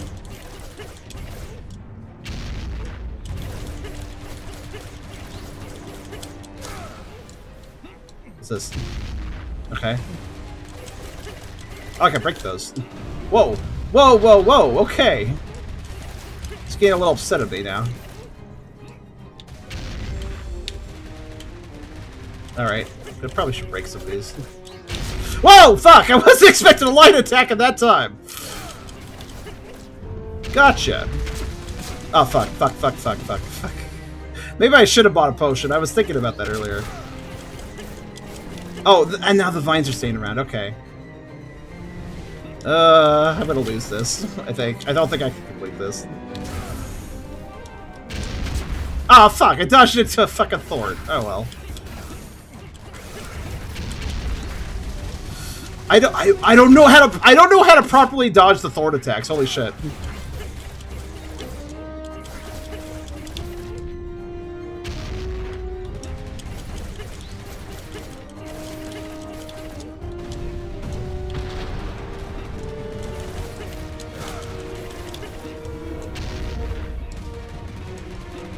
Damn it! So the problem with the roll is it has a set distance. The roll has a set distance, so if you aim your roll wrong, you can just roll right into a thorn. Now, I could spend time destroying them, but that also... I mean, there's just going to be more. Or it's going to be upgraded. Quite a bit, apparently. Oh, well. I really was hoping to complete the forest so I could see if that debuff wore off. That was important information I wanted to learn. So, okay. So, unfortunately, this is a game where it's going to force me to look at the wiki to learn some stuff. Which, that's the one thing I don't like about roguelikes. A lot of roguelikes force you into their wikis. Let me go look up Morgana and how she works. I assume there's a wiki. Is there a wiki? Actually, I don't think there is. That's unfortunate. So I don't know exactly how Morgana works. I didn't manage to get far enough to figure that out. I was really hoping to figure that out in this run, but oh well. The way this review is written, so I've had a review talking about the game. At the end of it, they basically said, like, it's good, but it's no Hades killer. Okay, unpopular opinion. First off, I want to say, Car, thank you very much for getting me Hades. I played a fair bit of it, but I eventually lost interest about actually beating it. I felt like it was a little too slow-paced for me, and I felt like it was a fine roguelike, but I don't feel like it was... I don't feel like it was so good that this review should be calling another game based on whether it's a Hades killer or not. That's kind of weird. Why is Hades the bar that another game is set to? I always think that's stupid, that sort of thinking, but... Was Hades super popular? I'm not really sure. Well, let's see what we got out of this. Because that kind of just creates bad blood, I feel. Like, so for that official reviewer... By the way, it was a review site, so, like, you know, it was a proper paid review article. Hades isn't bad, but it's not my favorite roguelike, by no means. I've had a better time with some of them. I do think it's good, though. Bless the architect. Am I dead? Is this the hereafter? Yeah, I'd like to look at this game on its own. It's not Hades. It's definitely not Hades. It looks a lot like Camelot, my true beloved home. Do you yearn death that much, my king? Oh, blast. I'm not in hereafter then. Arthur's such a mood. Like, oh, God damn it, I just wanted to die. I just wanted to fucking chill. Well, in the hereafter. There is no way you're going to pass the architect's divine calculation, Merlin. Best you can get is 1,024 years of penance, if you're lucky. Fair. Anyway, I resurrected you again, obviously. Your duty to your land is far from over. Figured that much. It's just as I feared. My forge did not survive the blast. So won't do. We need the forge up and running to defend Camelot. I will see if I can restore it. Truly, he would do it. Many thanks, your majesty. The architect hills through your hand. Okay. Let's, it's as I feared, yes. So how do we restore it? Do I need something in particular? Probably. Oh, it remembers my equipped state. Okay, cool. Sure, you have many questions. Okay, can't ask about the forge. I wonder if there's a way to fix it. Yeah, there's definitely other areas. I'm looking at the map now more carefully. Like, there's definitely other areas to go to. So, I can't fix it? Okay. At least not this time, I mean. B quest button on the right. Oh, good point. Well, defeat the forest giant. You know, the thing I didn't do? He threw me off a little bit because he started using more attacks compared to the tutorial fight.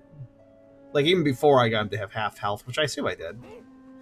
I'm gonna give this game one more run. I've like thinking about it. Like, I'd like to learn a little bit more about this game before I end this Howler. So I'll give it a little more time. I'll be generous. I'm here. Plus, I think I can do a second run a little faster. At least get to my... I'll either get through the forest faster or die again. One or the other. It did say something about upgrades, though, didn't it? I couldn't see anything. I think the upgrade thing, like, Boars was upgradable, but I think I might need the forge running for that, because I didn't really see anything for that. You notice that? Like, there was nothing to do in that area. Forge or Mason, yeah. I think I see the Hades comparison because I'm talking to basically my knights as I find their statues around, much like you talk to the gods in Hades. What's this? It spawns an additional knife that tracks down enemy. Interesting. It doesn't say it has less damage either. Maybe it does. It's hard to tell until I get it. Okay. Does it? It just kind of goes, I guess. Also, I think it went for a box. That's actually kind of helpful with it.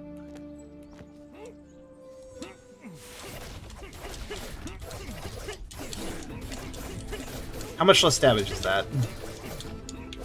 20. Okay, so it does less than 50%. That's kind of acceptable for an attack that goes across the entire screen and doesn't miss, though. Well, let's say it's an object. yeah, this seems okay. Because I can just be like, yeah, whatever. Because, you know, even my projectile has limited range. This doesn't, though. I could just, like, do this fucking shit. Bye. Yeah, this is very acceptable. So if I'm low on health, or if I just want to be a wuss about it, I can just do that. Also, cool. That's just going to sit there, I guess. Cool. The potion will remain for later.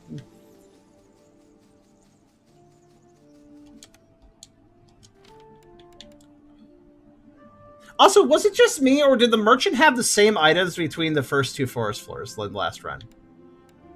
So while I couldn't afford his items on the first floor, I actually was able to get them on... No, it was different. No, were the items different? They were the same, yeah. So, like, bonus damage after taking damage. Ew. Items like... I do not understand items like this in a roguelike.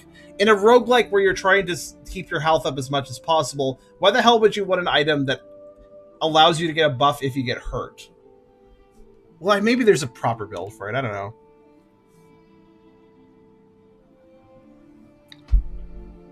Emblem Dust is kind of nice. Low damage. I kind of feel like the Knight's token are really worth buying, though, because I'm going to buy it. At least the one he has in stock. Road Roller, effect damage, and I did not read that. I like how it's not on screen long enough for me to actually read it. Okay. Let me actually open the menu for that. Inflict damage and stun in a small area after dashing. Oh! Yeah, that's helpful. Because rolling into an enemy can be dangerous, but if I have that, then that makes it a lot less dangerous. That's actually really handy. Yeah, I think with Howler for an hour, I should technically keep them to an hour, but with a roguelike, it's kind of better to, like, do more than one run in a roguelike if you can. Oh, fuck. Oh, they can jump as far as... Okay, so I cannot run away from them. They can jump across the entire screen, as I've now learned. That's interesting.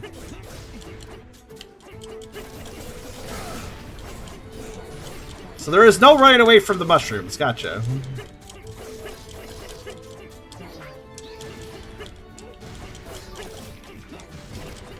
I find it interesting, by the way, if you pay attention, the homing dagger always comes from the direction I'm not shooting, I guess. That's interesting.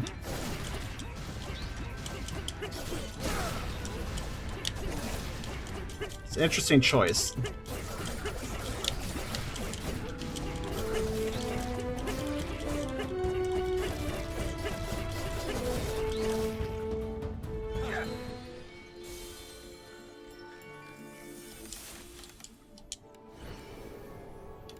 Butt dagger. Yeah, I guess so. Let's see. You know what? If I'm trying to stay away from the enemies, which honestly I am. Well, I think the damage is solid though. Do I want more damage or do I want to try something else? Do I want to try pulls electricity? It'd be nice. Okay, it'd be nice if electromagnetic field told me what the fucking damage was. Also, damaging Nerby enemies. Nerby, like how much damage though, right? So I do have to say I will dock this game for one thing. It's still not being clear enough about the buffs. No, blessing info just pulls up my own blessing list so I can look at what I have and compare that to what I. Yeah, it doesn't actually give me any additional information. Because, like, yeah, how much... Like, also, like, Thunderstrike fires electrical bolts at nearby enemy. How much damage is that? How much are these electrical bolts that can spawn? And Chain Lightning? Like... That's why I went for Conductor, because it's the only one with a clear damage number. I do feel like Electromagnetic Field might be really good, though. So, let's see. Because damage over time, if they stand in a field, can be very powerful. And also, if you're wondering, now that I have the buff, it still tells me no additional information. Chain Lightning is 10% of base damage. Wait, where did you see that? So Thunderstrike does 90, the Chain Lightning is 9. Okay. Where are you seeing this information? The boon said it? Oh, it did. Okay, what about Electromagnetic Field, then?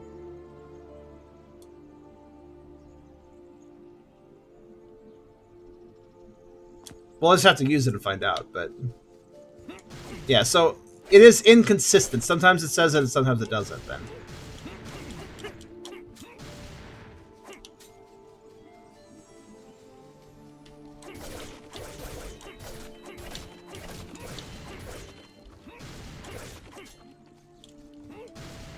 Might do some... Yeah, it's true. It might not even do damage. Maybe it does something else. Though you think it would say something like it inflicts stun if it has another effect. Alright, I'm gonna leave it up to you guys. Do we... Morgana's here again. Do I do Morgana or do I skip Morgana? What do you guys think? Let's give her another go. Yeah, second try.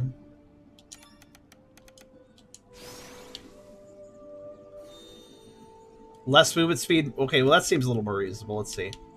Increased damage dealt... Oh, see, I was right. Guys, I hate this system. So the way it works is that the curse is permanent. Pretty sure the curse is permanent. And it just lasts wherever you are. The buff only exists for a particular area. And it may not be the area I'm in. So I got a damage boost of 25%. But only if I reach the desert. And then once I leave the desert, I don't have it anymore. And the curse just fucking messes with you. It just stays with you. Yeah, so I hate the curse. You know what? That's so bad, actually. I kind of feel like restarting the run. I just do it a fresh run. Yeah, so it looks like... It appears that Morgana is not good. Now, I can't guarantee you that the... debuff, if the curse... isn't permanent. I technically can't say for sure if it's permanent or not, but considering I got the debuff in the forest and the buffs for the desert area, if the buff and debuff were associated with each other and would exist and go away with each other, then I should not have the debuff until I reach the desert area, right? Because if the buff is for the desert area, then the debuff should also be for the desert area. But it wasn't. So, by that logic... If the buff wears off, I don't think the debuff will. because it doesn't seem to be tied to the existence of the buff. Also, I do not understand the point of grabbing a debuff with a buff if the buff only exists for one area, when I can alternatively go to the knight statues or buy those knight tokens to get a buff with no strings attached that I keep for all areas. So I don't know why they decided that Morgana's buffs should only be in one area. That's really not... That's like... It kind of feels to me like the developers were worried that the buffs she provides were too powerful, so they put a curse to them. But then they decide they're still too powerful, so the buff should also be area limited. They like overcompensated in concern for the buff being too good or something. I don't really know. I mean, like 25% damage, that is a good buff, but I feel like if it has a debuff associated with it, that balances it out. And also, but like, and on top of that, also locking it to one area, that kind of, that's like too many, that's like double the debuffs when you consider it. Maybe there's a build that gets boost on how many curses you have. Maybe there's a build that benefits from having debuffs, yeah. That would be the only way to make that work. Anyways, I'm going to do one more run. I basically am just like, yeah, never mind. We're not going to use Morgana because she keeps messing my build up. Which, again, I hate that in roguelikes. I prefer restarting runs than running with a fucking broken leg, you know? I think that's kind of... I think most people play roguelikes like, well, I got a bad thing. Oh, well, I'm just going to work with it. But I'm like, no, fuck that. I don't want to work with that. I don't want to even... I don't want to have that at all. Like, I just want to restart.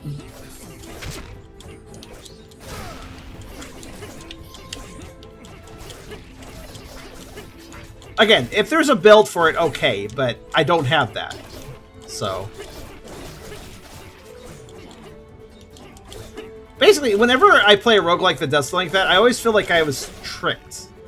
Like, haha, player, you got tricked. And it's like, oh, that's fun. I love getting fucking tricked by the developers. It just feels kind of mean-spirited, you know?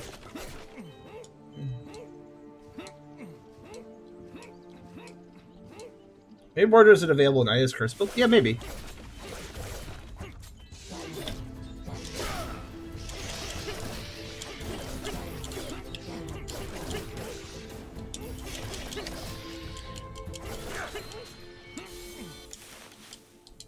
Okay, can I get the... What's this? Crit chance. Oh, yeah, good. We got Homing Hornet again, so... Good. I wonder if Homing Hornet and Diagonal Shot, when paired together, would create, like, multiple homing knives? Or just it would still just be one, I wonder. What's nice about homing knife is I think they seek out the boxes to break, so let's see. Oh, no, it doesn't. Never mind. That would have been helpful if it did, because they're sometimes buried in the brush.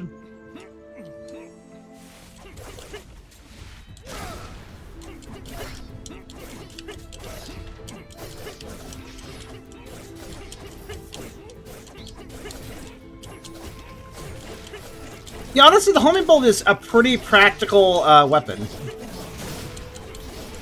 Why did my Thunder Strike only hit that one enemy? Okay, that was weird.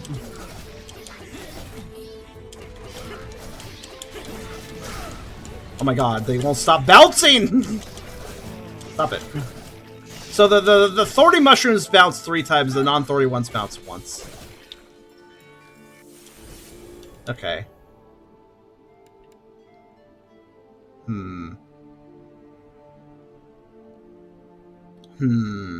Stampede's interesting.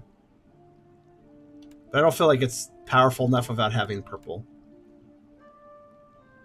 Poison enemy becomes slow. Poison enemy becomes slow. That's a really weird fucking statement. Does that mean that if I can find a way of poisoning enemies besides... Wait, is that saying... Hold on.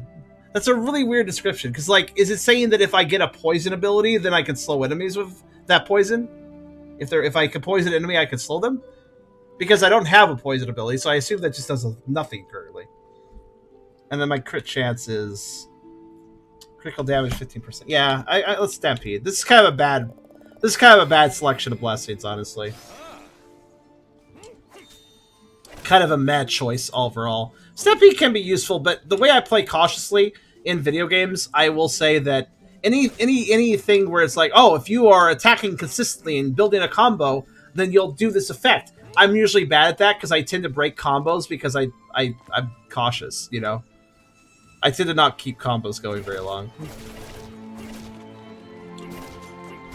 That being said, with the homing bullet, I might have an easier chance of it.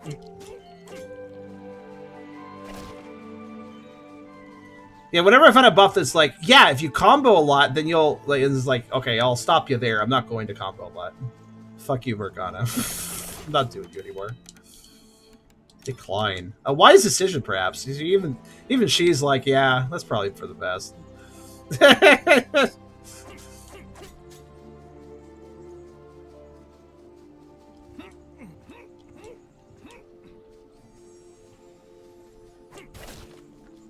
Hello?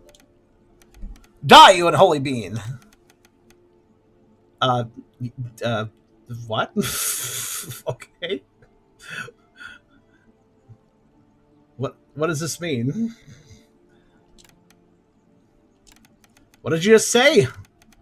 With all due respect, sire, that does not sound like any human language I know. Merlin, your lack of faith near fails to dishearten. 104, 109?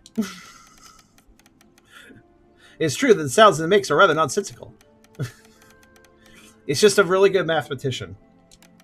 But it's odd. I feel as though I am just on the cusp of understanding what is being said, yet I do not understand a word. What is some way to decode that?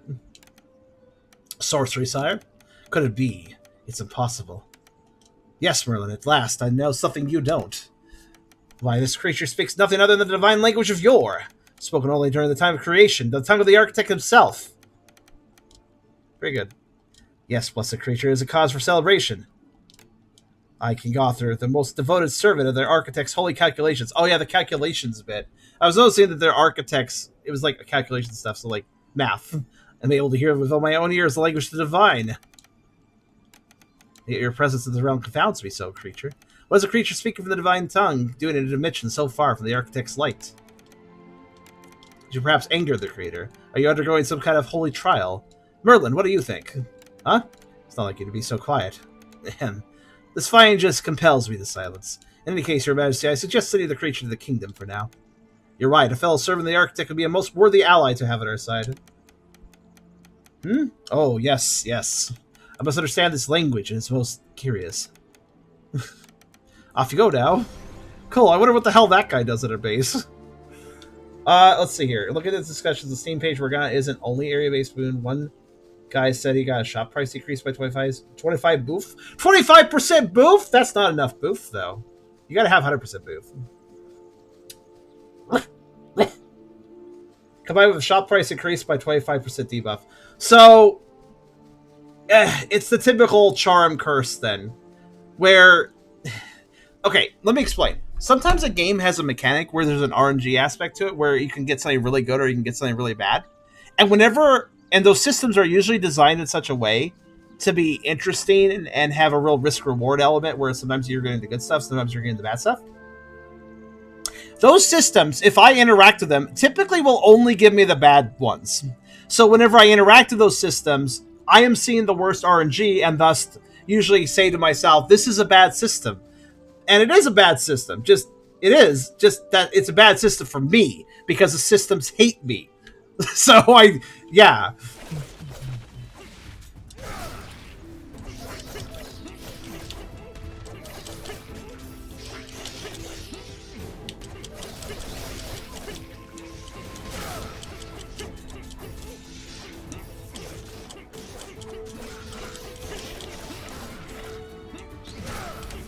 Uh-oh. Okay, I just learned something. So you can interrupt enemy attacks with the last hit of your combo or your skill. But I just noticed something. Those thorny mushrooms, they do 3 jumps. If I attack them in the middle of their 3 jumps and interrupt them, they do not interrupt because they're still in the middle of their attack.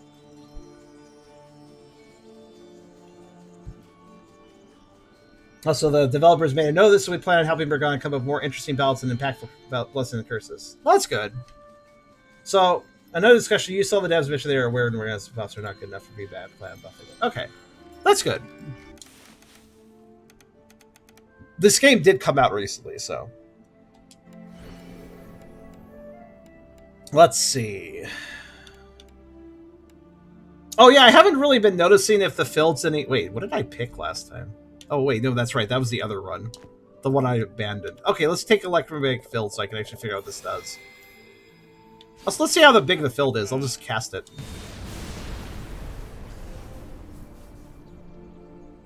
Okay, those stick around, actually. Those are fairly long. If they do decent damage or whatever, then that might prove useful.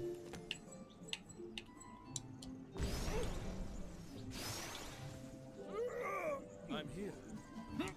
You know, I have to say, Car, and those of you that like roguelikes, I like roguelikes. I like roguelikes, but some people love roguelikes. I don't think I love roguelikes. I can love certain roguelikes, but typically I just like roguelikes, right? But I really like... I do appreciate roguelikes. I feel like there's too many of them, which kind of muddles the market with some that I consider kind of meh. But I don't hate the genre or anything, right? But I really do like, especially Car. I like Car's reaction, right? I know Car loves roguelikes, especially like certain ones like Hades and stuff. And I like seeing your reactions to like, oh, that's a cool buff and stuff like that. I understand the value of roguelikes. I may not like them as much as some people, but I definitely understand why people like them so much. Because they're just, like, it's nice to be able to just have so many possibilities with each run. If, of course, those possibilities are fun and interesting. That's the key, really.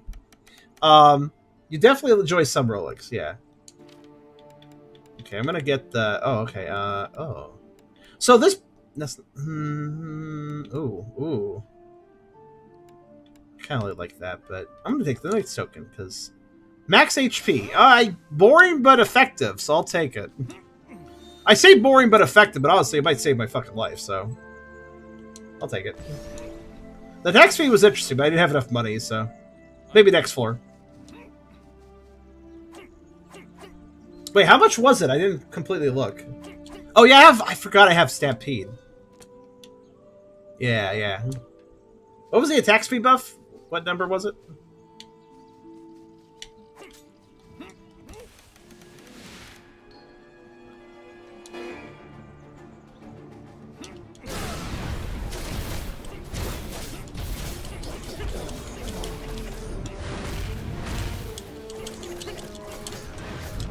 Well, I learned my lessons last time. So, because of the way this golem stays in one place a lot... Oh, fuck. Oh, I dodged that. Nice. I don't even know how I dodged that, but I'll take it.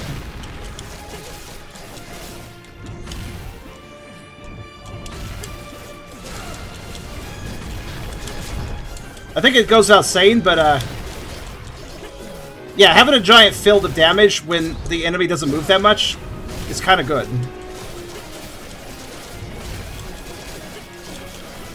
Wow, those damage numbers are slowing the game down slightly, but, you know, that's good.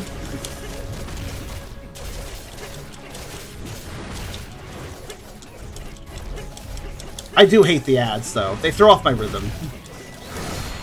However, holy shit, I completely destroyed that guy. Oh. That was, yeah, that worked out. And the pulls do overlap. Here's the thing, the Thunder Strike does, like, what, 4 or 5 strikes? So if all the enemies are in one place, the strikes are all in one place. It means the fills are all in one place. So, yeah. That's stacked up a bit. Double stack of rocks, check. Now I understand why there's ads, because that ability would be really overpowered if you could constantly just throw 5 strikes down at one enemy. The ads are there to kind of spread out the damage, I understand. Also, I do appreciate that you can actually go back to the shop after a fight. I just realized you could do that. Or in this case, go back to the fountain. How much money do I have? 517... No, I have 110. 110, okay. The gold is for probably building in town or something. Which I think we won't really know what town building's like until I beat the actual forest giant. So I'm gonna give that another shot here. I'm here. Good.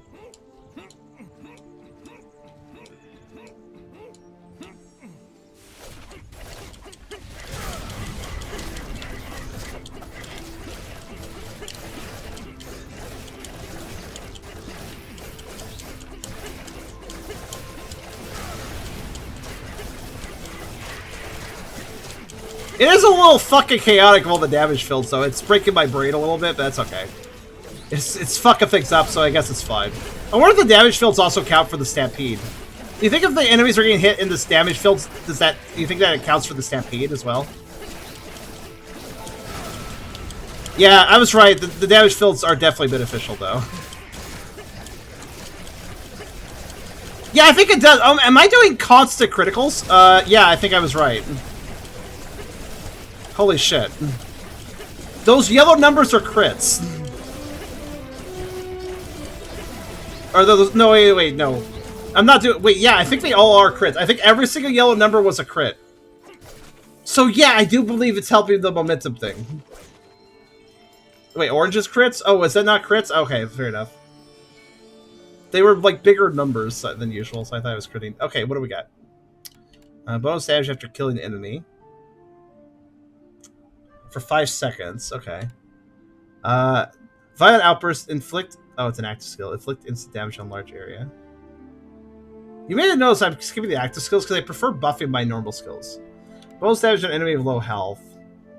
HP threshold 10%? Will that be useful on bosses, but outside of that, kind of negligible. Also, threshold. HP threshold. The English is not too distracting. The English is not too distracting, but there are some mistakes. What do I pick here? Oh, 10% actually, not 10. I misread that. 10% isn't too bad. The way enemies swarm, that would probably be an effective upgrade. But you actually think Deathblow? I don't know what... I don't really understand how actives works. I assume they're a skill? Maybe they're not a skill. I don't know. Let's go ahead and get the active to see what it does.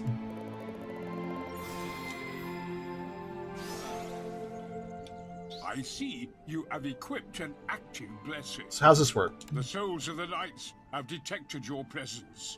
Even in death, they come to your aid. My knights, are you sure they are truly dead? I am certain, my king. If they were not, it would not be possible for them to aid you in this way. Some of their blessings will accord more strongly with the knight's weapon and fighting style. You would do well to note the color of the insignia. Oh, I just realized, until I got the active blessing, I didn't get the full tutorial about how skills work. Let's see, LB and Arthurian, meter, and use active blessing. Okay, blessing meter. I'm assuming that's something that builds as you kill things. Yeah, it looks like it. I see. Okay. Spirit orbs, drop enemies. Okay. Yeah. Alright. I would just use it immediately, but I'll use it when there's actually enemies. Alright, so let's keep going. Oh, wait, hold on.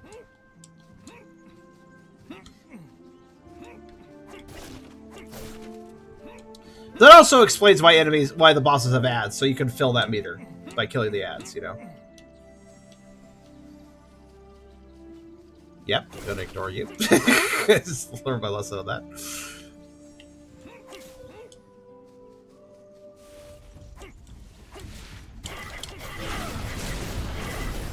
Okay. Tested out that guy. He was the smuck I was using to see how that worked.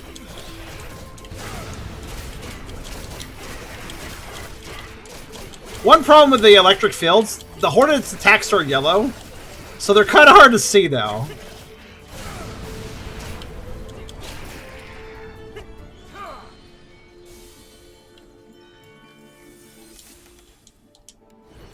Alright, let's see. Oh. Okay, I wonder if Thunderstrike strikes stun upon impact. I'm going to assume that damage fields will not stun. Hey, was anybody paying attention to how much damage the damage fields are doing? Because I wonder if Conductor will make them do more damage. Fields are doing 10. Okay. Let's see if the number goes up at all for the fields when I get this. I mean, I wouldn't bet on it, per se, but I'm kind of curious. It's possible.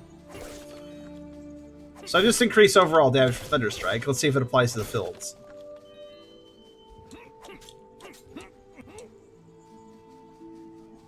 It's worth checking. It's like one of those things where it's like, oh, probably not, but if I'm right, I mean... Let's see. Oh, I found the merchant. Okay.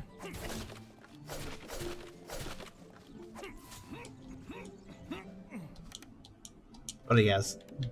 Yeah, he does have the same things as last time, so that's interesting. I wonder if his items are the same as long as you're in one biome, but I wonder if maybe he has different items in each biome. So, obviously I would prefer the Wind Pendant. Not sure I'm going to make that much, though. We'll see. There's a bit more.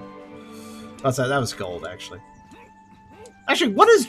Like, gold gets dropped from objects. What gets... Is enemies dropping... Enemies are dropping the in-level currency, yeah. Okay, let's see. No, still doing 10. Okay. Worth checking. Oh, I missed. You can slide with the... So I learned something with that. I just wasted the active power. You can slide with the active power. So, like, if you're moving forward while using it, it'll actually, like, you'll move forward and slam forward, basically, a little bit. Which is actually good. It's just... I didn't know that's how it worked, so I missed my shot.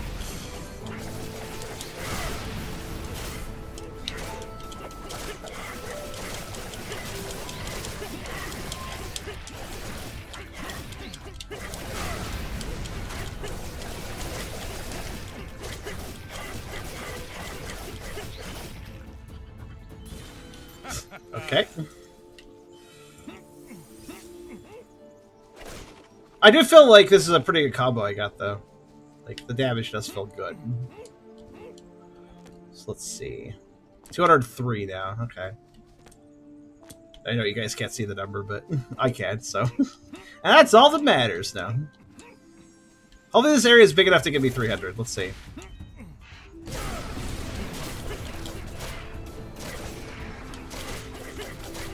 The active ability's fine, I guess. I don't know. It's not offensive. It's not like, oh, that's so shitty I don't want to have it, but it is a little, it's a little underwhelming.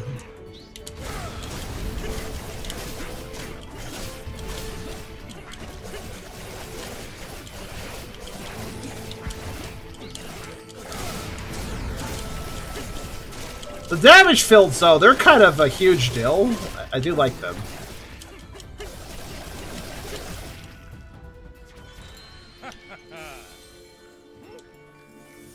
It is a bit. It is. I mean, it also gets me airborne, which I assume is an iframe thing. So, is there options for effect transfer so you can see behind the thunder pulls? Oh, that's a good thought. Yeah, that's another thing, by the way. Another problem I have, and maybe this is just me being 35 and an old fogey talking, but I'm actually gonna turn Shammer Shake off now that you mention it. As far as like, but I don't think there's a way. Yeah, there's very limited options. There are some accessibility options. I appreciate that, but I would agree it'd be kind of nice if there was a way to, because the damage fields are great, but they really are quite a visual spectacle. So I feel like I'm gonna miss some attacks thanks to them. Let's see. Yeah, it doesn't look like there's anything for that. All right, what do we got? Damage. Spawns additional knives shooting backwards. Okay. And then piercing. You know, I would normally say that hindquarter cut would be pretty useless in most circumstances. But given I have homing arrows, as the homing dagger as well, I can turn around and use the homing dagger as well as that, theoretically. Or I could just up the damage. I think I'll just up the damage. I assume that it will apply to the homing. I mean, it's only 10, which sounds kind of minor, but actually I think it'll add up. Yeah.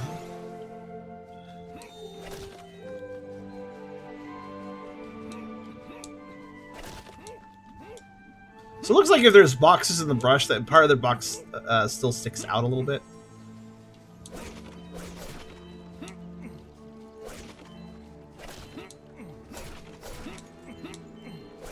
So you can still find the boxes even if they're hidden. Chances are the flat tin applies the extra. I hope so. Oh shit, we're not going this way. I'm glad that there's a nice long walk up to the boss, so I don't actually walk to the boss before I'm ready. Appreciate that, because I'm very much a stupid person, and I walk a little ways into there before I notice. Also, to be fair, I'm reading the chat. Oh fuck. Oh, I kind of... Okay, that was a little rude. I don't know if you guys noticed, but that That trap was right in the doorway as I entered, so I didn't actually expect it. Oh well.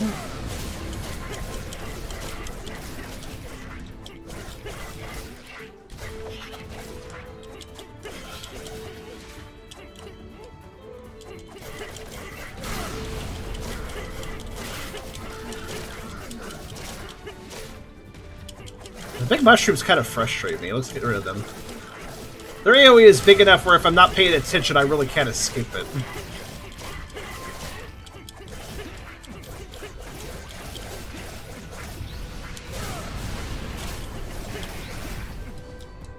So I'm not able to see if the homing daggers were doing extra damage. I would assume so.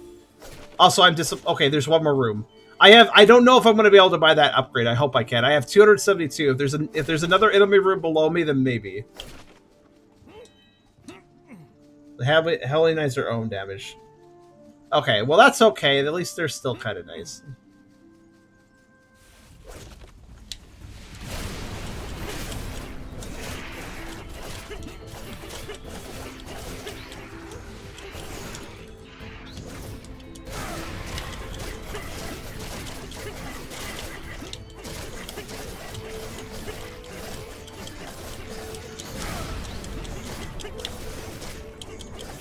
I just realized they really don't they really get stuck going around. They don't walk on the traps unless they charge onto it or something.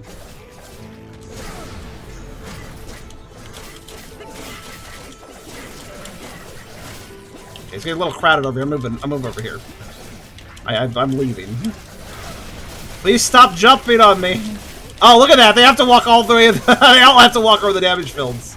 Excellent.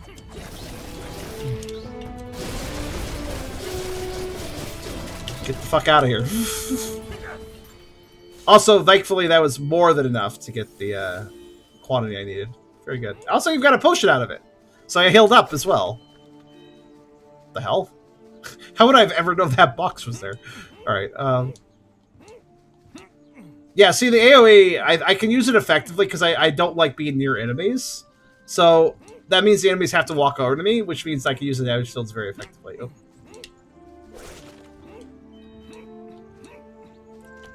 Let's see. Wait, which one's shop? This one, I think. Flag. I'm here. You are here. Alright, let's see. So attack speed increase? Let's see. I think that's the one I want.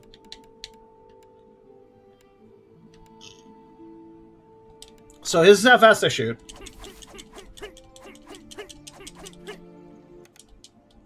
This will make a noticeable difference, I think. It's 10%.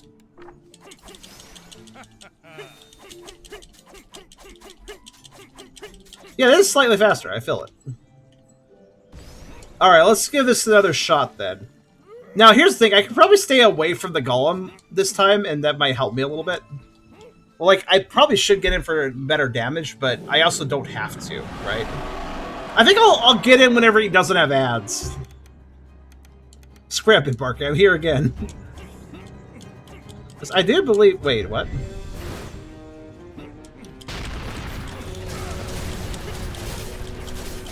And let's hope the damage fields help a bit. They do. I was not moving correctly, but it's fine. Now, here's the problem. I'm going to get confused where his damage fields are.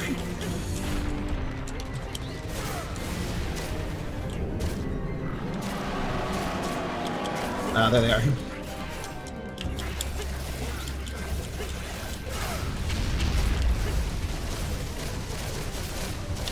Okay, I've kind of learned how to dodge that at least.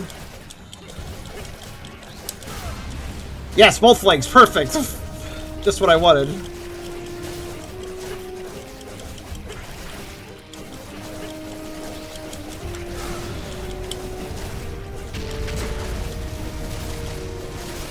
Oh, I see how you dodge. Do you want to know how to dodge that now? I figured it out. The way you dodge the thorns is don't dash. To put it quite simply, if you don't dash, you can figure out where they're going to land. And move out of the way. Just little micro adjustments, you know? Uh-oh. Getting hit for that.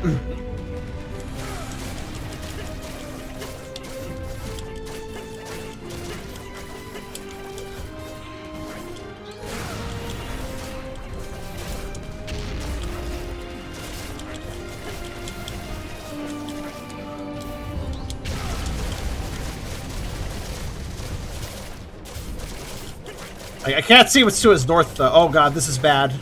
I can't see whatever... See, here's the thing. I'm going to totally run any thorns at his north because I just don't know where they are. Which is a little bit rough, you know?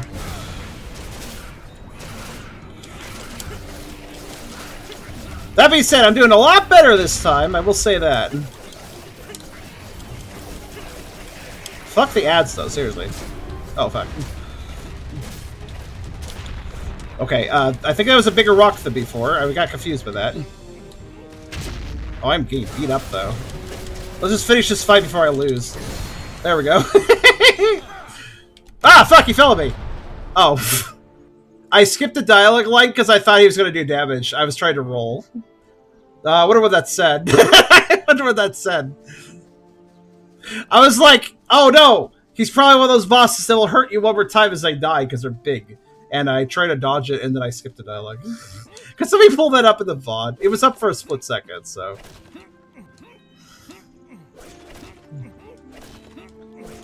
It's like, ah! Well, so you can never trust a very large giant boss to not hurt you when it dies. Because of the falling aspect. Also, can I... Oh, I am allowed. Cool. I mean, I would imagine so. I was able to leave the other boss room, so... Nice.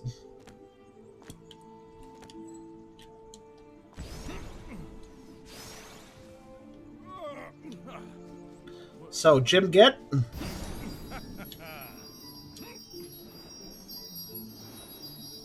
One giant down, forest type. Time to travel someplace else.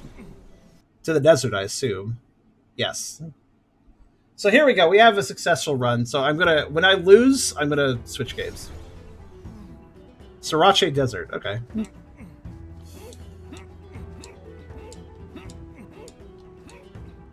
Alright, I'm down. Let's do it. Oh no, it's a digger guy. Oh, you guys... Cactus has slightly homing shots. Got it.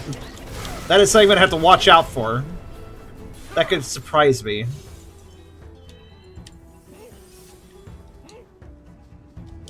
Pots.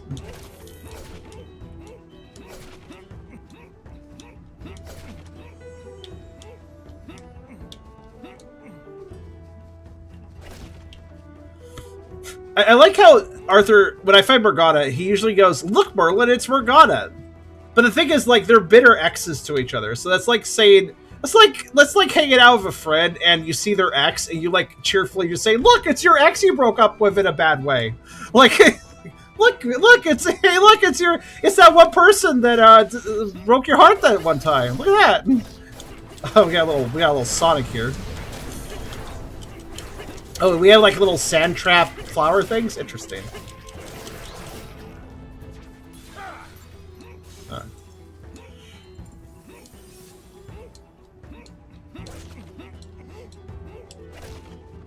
Antlion looking yeah, they're like, oh, they're plant lions. Got it. Haha. Oh, okay. So Digger is like a faster is like a different version of the Dagger guy we fought earlier. Okay, that homing shot isn't too big a deal. My goodness, that cranium of this cactus. What does he do? He hasn't done much yet. Oh, he does. Okay, I see. I mean, that makes sense. Oh, God. Wait, did the Antlion do that? Who left an explosive bomb thing? I didn't see that.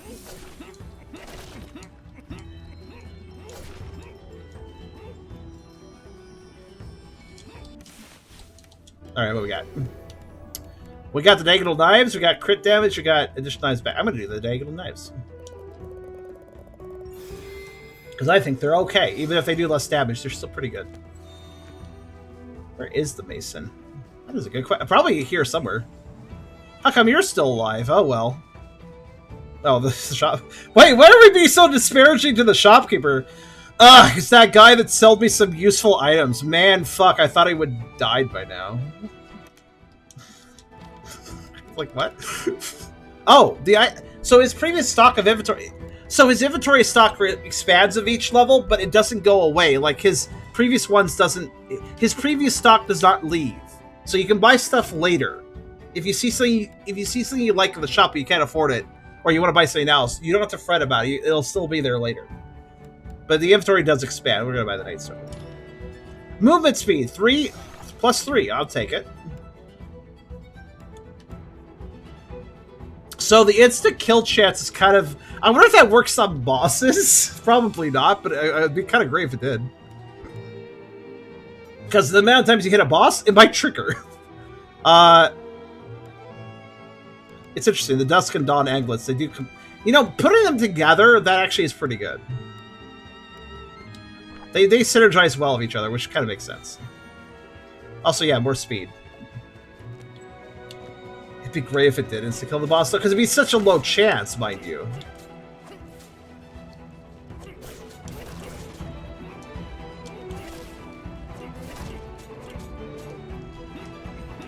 Hopes they're... I'll try to buy the amulets. They do seem okay. They're like they're not like the best thing in the world, but they do seem pretty solid at the same time.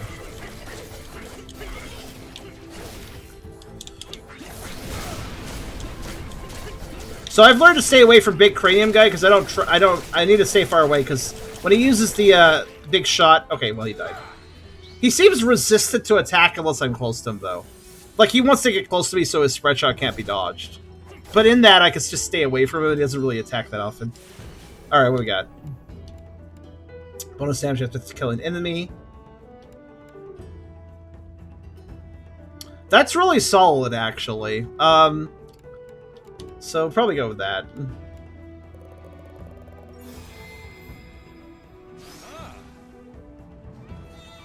This game is allowing me to combo in a way that feels comfortable to me, so like, yeah, I'll take combo damage stuff. Oh, I used the attack too early and it didn't hit them. The lightning strike did not hit them. That was kind of... Alright, fair enough then.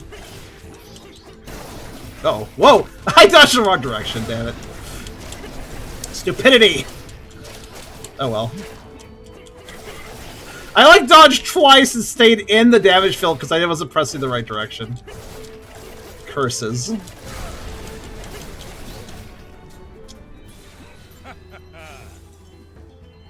Most things seem to be affected by bonus damage.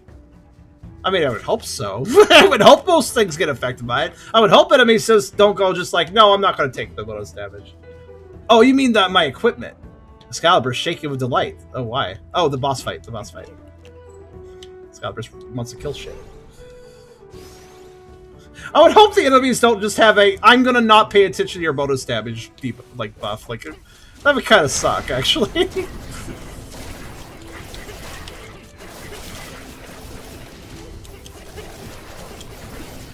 Oh. I gotta say the ant lions are fucking with my movement a fair bit. Ooh. The plant lions, rather.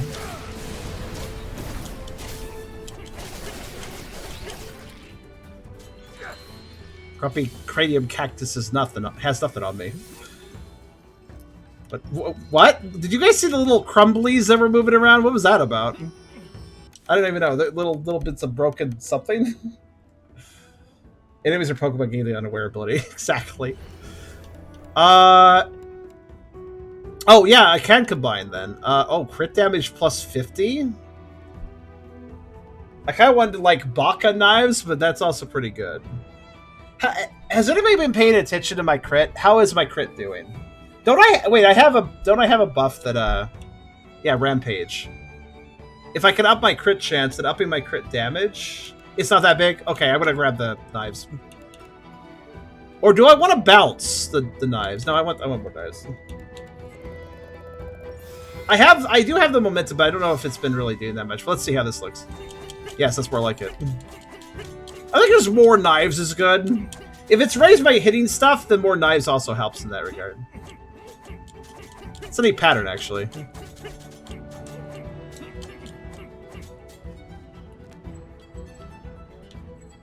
There might have been another choice that would have worked in that situation, but at the same time, I just wanted a bunch of knives because that looks cool. Okay, I have an important question. Do I want to top off my 1 HP missing? No, I don't think I do. I think I'll just go to the fight. Let's do it. Over here, monster.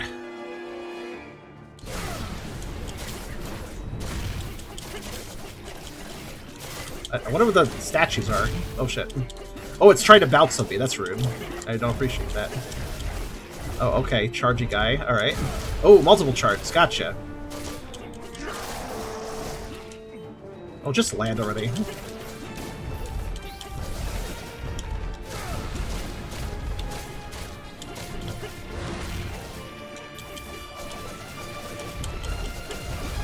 Uh-oh.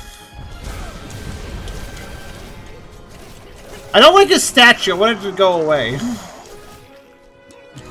There, sheesh. It's annoying me. It's not like the most dangerous thing in the world. It just is annoying me. Oh, fuck. Messed that up a little bit. That's okay. He's really weird with his charges, how they work. Oh god, he sped up. Wait, what are my homing arrows doing? My homing arrows can't hit him during that, I guess. So they were just like waiting until they could hit him.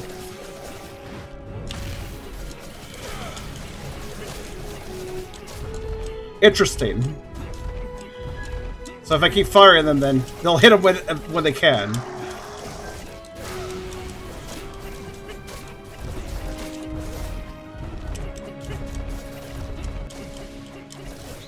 That charge isn't that dangerous. At least with this... Oh, he juked me! He went where I was going! Rude. I mean, not too rude because I killed him, but you know. Satisfied.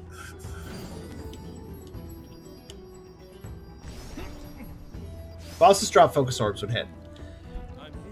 Oh, you mean the things to recharge my ability? They didn't seem to do it that often. I wasn't able to use it that much, but that's good to know. Also, hey Esther, how you doing? I found a good roguelike, Esther. You might be interested in this one. I know you like roguelikes. This is a good one. I'm picky with roguelikes. You know me. In fact, you know how like I didn't want to play Cult of the Lamb because of the perspective? This game is legitimately making me consider that maybe I should try Cult of the Lamb because this game demonstrates that this perspective can be done well. Which honestly, I was losing faith in this sort of 2.5D perspective working for roguelikes. But this one, it seems like it's working. I'm going to go ahead and grab the Amulet of Dawn. There we go. Hell yeah. Now I'll get the Amulet of Dusk later. I mean, that's only for the first hit. I only do 10% extra damage for the first hit, but that is helpful.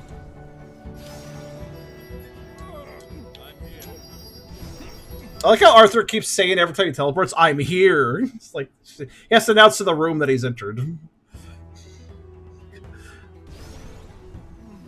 I like how every time he teleports, though, he's on his fucking back, like he can't handle the teleport and keeps tripping.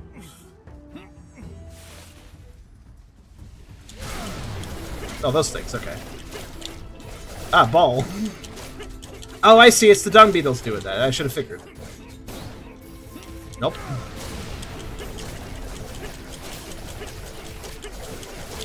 Man, those statues take a lot of hits. Oh, shit. Also, they never land until I let them land, basically, which is very annoying.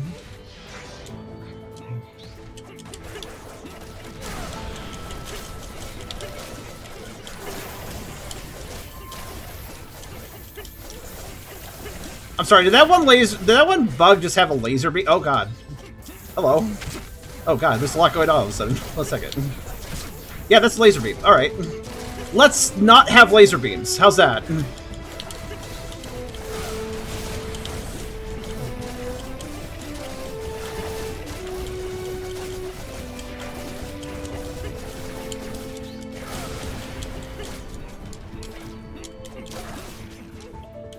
Just land already. There. At least those statues are completely harmless unless they smash down on me. I can just stand right next to them. They'll never do anything to me until they jump up first. Okay. Enemies with full HP, yeah.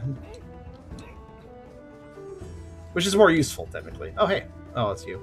I thought it's like, oh, new person. No, it's just Morgana. Never mind. No, not interested in that. I feel like I'm having a great run without her curses. Also, the Wind Wizards? What the hell is that attack? Okay, I'm gonna just casually avoid this laser.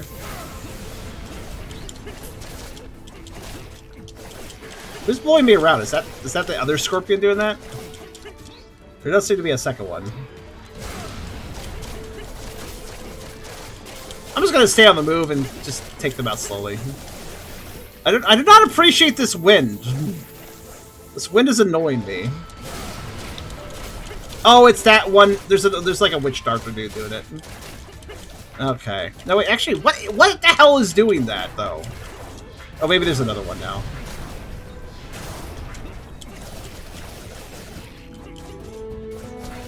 It's not really like it. Oh yeah, there is another one. So it is those wizard guys. I didn't see another one spawn, so that explains a lot. Okay.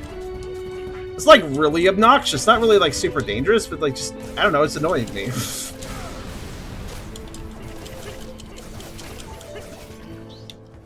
I don't like these enemies because I have to literally bait out their attacks, or they never land, and I have to wait.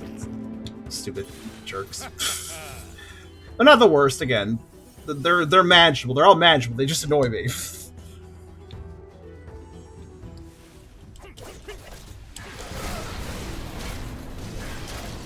Okay, yeah, I do have iframes. I just learned that by letting the plant lion chopped me.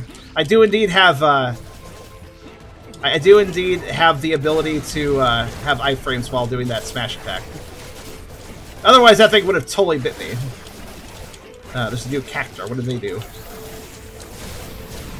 Fortunately, I can iframe through the lasers.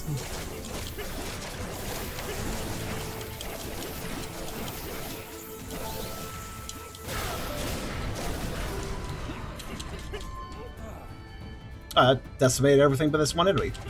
Which, of course, got to live, because all it does is stay in the air. God, this is like a Pidgeot that's constantly using fly. You can never fucking hit it. Alright, there we go. I don't like them.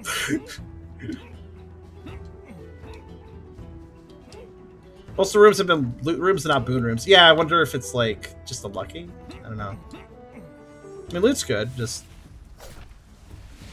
Oh, here we go, a boon room, finally. I would like to get some new boons.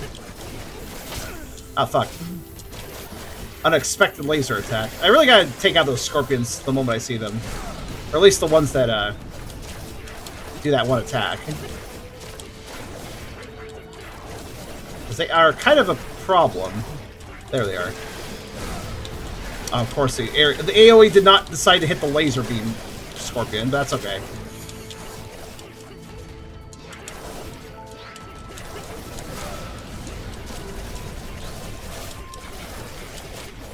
They don't do the laser beam too often, but they can kind of surprise me, so... Fucking die. Those things are always the last enemy remaining, because they just do not stay in the hittable area.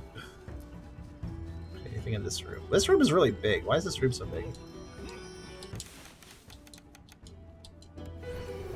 Alright, let's see. Oh, more knives? Yeah, that spawns additional knives with less damage. I mean... Yeah, more knives, please. Do I want sideways or do I want twin trouble? It's more knives regardless. It's just a matter of direction. I guess twin trouble would have the most chance of doing damage. So I'm starting to see how Galaholt works.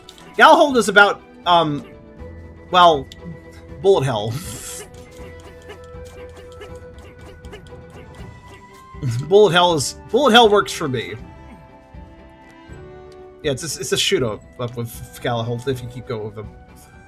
I'll get the sideways knives at some point too, just for my amusement of more knives. I like the idea of I can just attack without aiming. I will hit something. That's kind of nice. Okay, next area.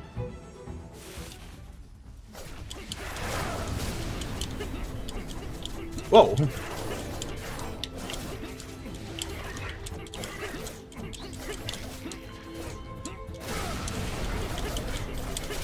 So does the wizard just mostly blow wind at me? No, he doesn't blow me, unfortunately, but... yeah, I think he just kind of does a wind attack, and that's kind of his main thing.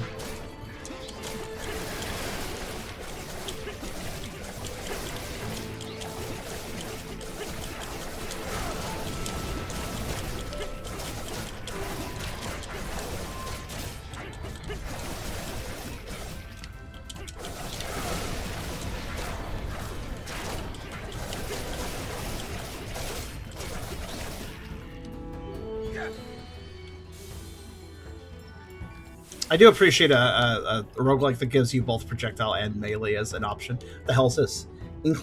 Increase cleave wide. What the fuck does that sentence mean? And can I even use that? Because I'm intrigued now.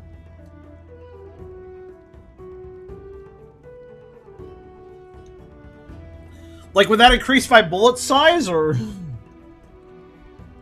or would that just do nothing? If that did nothing, that's kind of a kind of shitty thing for it to show up.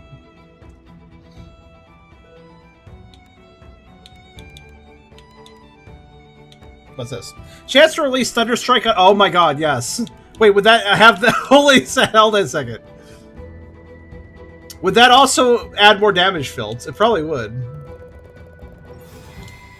Assuming, of course, it means on my attack and not the enemy's attack. Because if it meant the enemy attack, that means it might be Thunderstrike if I take damage, which sucks. But I think it would probably say it that way if it meant that way, so... On my attack. Alright, let's see. I want to see the chance. It might not trigger if there's not enemies around, though. Alright, that's fine. So maybe when I attack an enemy, not when I just attack in general. Why are we so mean to the merchant? How come you're still alive? I don't know, because he's... Oh wow, very close. I need one more enemy group. Is there one up here? Yes. Oh, okay. No, it does... Okay. I mean, I'll take it, but it doesn't... I don't think it's creating the fields.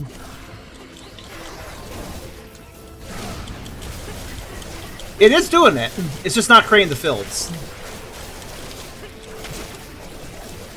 Okay, I don't like this roulette. I'm gonna go up here.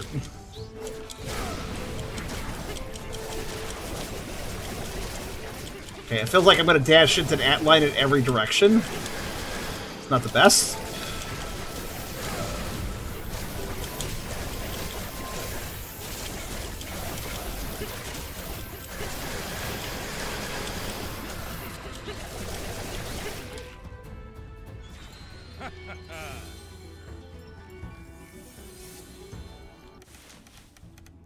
This is a good roll.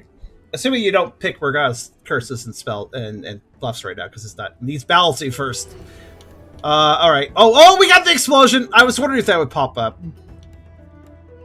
Yeah, we're doing explosion. Okay, we got explosion. On every one of my arrows. I should note. Oh, there's yet another room. Wow, this area is really big. Oh, wait. Oh, wait, what? Oh, okay, that's the way to the boss. Okay, got it.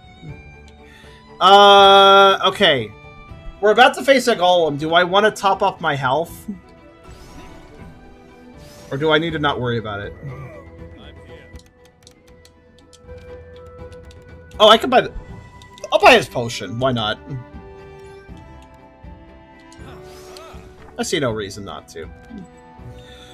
It's only 10. Seems like a good time to top off of that. I'll save... We still have a fountain, mind you, but I want to use that after the boss. Assuming we win, anyways. Let's see if we win. What is he... How's this boss fight work? Let's... Oh my god, you are fucking... I love the, drawn style. Giant incoming. Coconut? That's your first impression? My goodness. Did you just say coconut? With all due respect, my king, how do you come to know a fruit not native to Camelot? Maybe he travels. Swallows carried them to Camelot all the time, Merlin. Yeah. That's the question? My question is, why would you call him a coconut? Also, why do those hit? Oh, well, whatever. Okay. Oh, what the fuck? Oh, okay, it's a... I gotcha. I understand. I gotcha. Oh, fuck. I gotcha, but I'm not very good at dodging it. And there's a... Oh, you summoned... Okay. So I gotta watch out for these red rings of death. Hold on. Which most of his attacks do. Noted. I knew that was gonna happen. Uh-oh.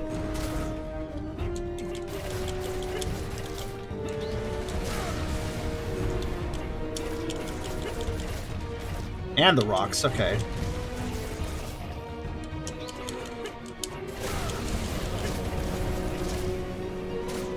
keeping track of everything. He's not spying ads, oddly. He's spying the little jerks, but they're not too bad. Yeah, I'm gonna just... The thing about the ring, the reason it was hitting me so much was very simple. Sometimes the slower attacks are the ones that are the hardest to dodge, in my opinion. In other words, that ring, it kind of happens, like, he does an attack, right? And then a little later, the ring comes out. So it, like, kind of throws me off. Oh, God. Okay. Alright. Gotta dodge around that. Okay.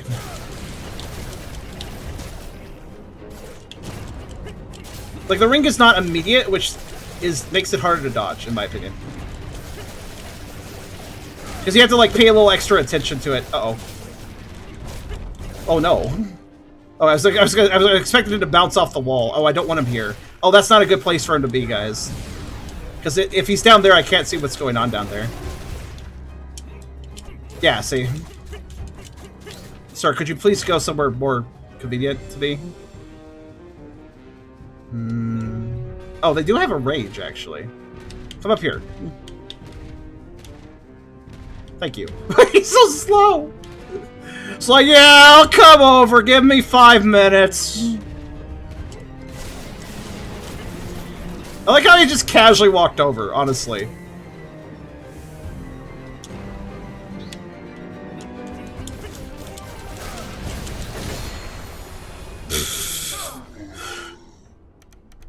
One down, the desert one. Let us continue.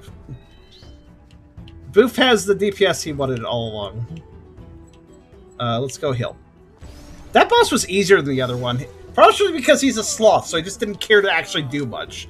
The fact he didn't spawn ads let me focus on him a bit more. The rings were kind of messing with me at first because I was like, again, delayed attacks. They kind of fucked with my brain until I get used to them. But once I did, it wasn't too... That guy should have been the first boss, actually. He feels like more first boss difficulty. The second guy was a lot more aggressive, in my opinion. Right. Area 3, then. Which is Volcano. I bet you there's going to be lava all over the place, and I'm going to constantly step in it. That's my bet. Oh. Well, I immediately tried to roll into that lava pool to see if it would have let me. Fortunately, it didn't.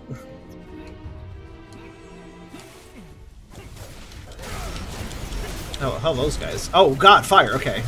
I mean, not surprising in this area, but good to know that the guy that looks like a thief does a cone of fire. Okay. Interesting. Not what I expected, honestly. Oh no, I killed Chunky Salamander, dude. He had such a derp face. I feel bad. He had kind of a Muppet face, actually, specifically. Alright, we got... Oh! Throwing range! Throwing range!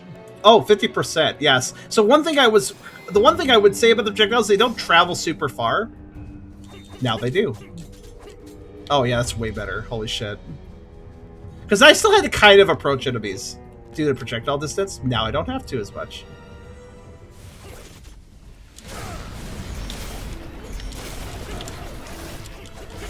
I mean, given the room, depending on room size, it may or may not matter, but... Oh my god, I love them! I love you!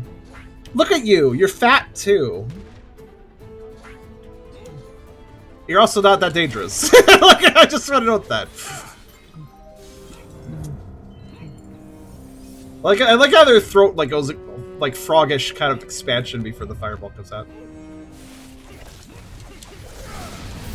Now, whatever did that, that's more dangerous. Jellyfish? Not what I expected in a volcano. Okay.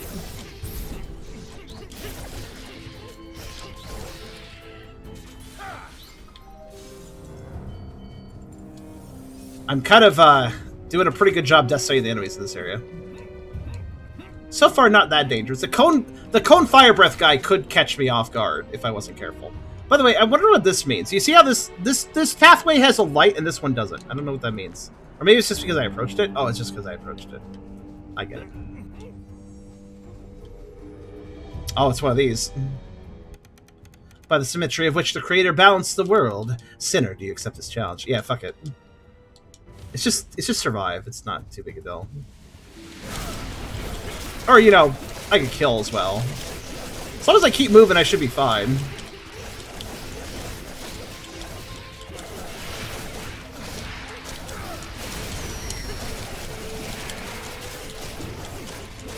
Do I get anything for killing them, or am I just... Wait, why is there an egg on the ground? Who dropped that?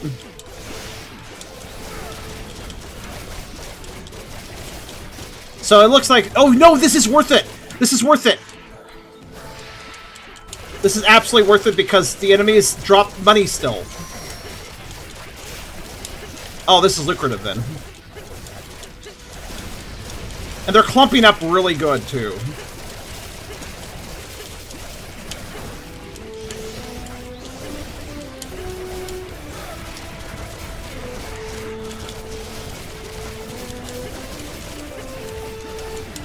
Did I not get hit in all that mess? Wow, okay. Holy shit. There was even a potion on the ground, so I'm like, when I inevitably get hit, I'll just pick up the potion. I didn't even get hit. Alright. Like, oh, there's... yeah, the enemies are still dropping, like, goodies. So, like, that includes potions. So now there's a whole bunch of potions here. Cool.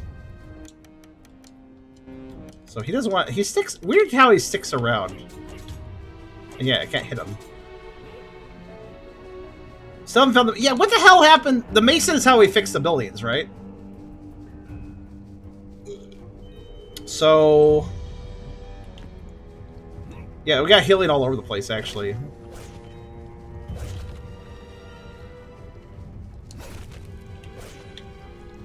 And even more healing. Unless I really bungle something up, I'm absolutely going to be able to enter the boss fight at full health, so... Alright, what we got? Merchant's Token, Savage Ring, bonus damage... No, not doing that. Sunstone, increase base damage! Plus 20 base damage. Also rum, bonus damage after dash, which is, again, useful. Oh, there's so many options, though. What do I want more? Just the base damage? I'm thinking base damage. Do you think that'll finally affect the fucking side daggers, which do less damage? I hope so. Oh god. Did not expect to spawn on top of enemies like that.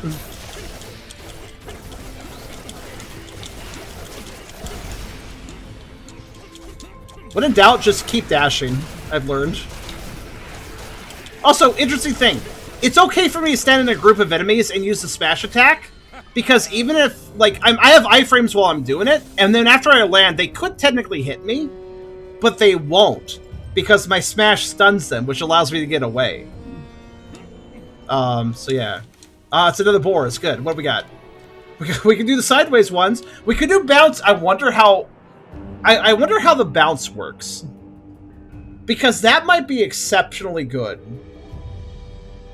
But I don't know exactly understand how that works. What do you guys think? Because if all those projectiles bounce around, that'd be kind of insane. No, let's do side flick, okay.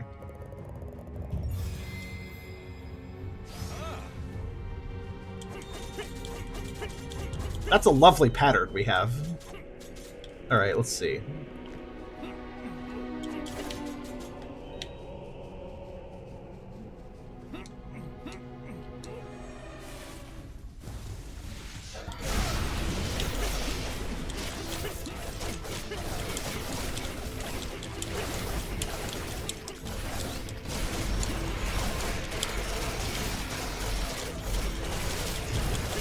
You know, it's weird.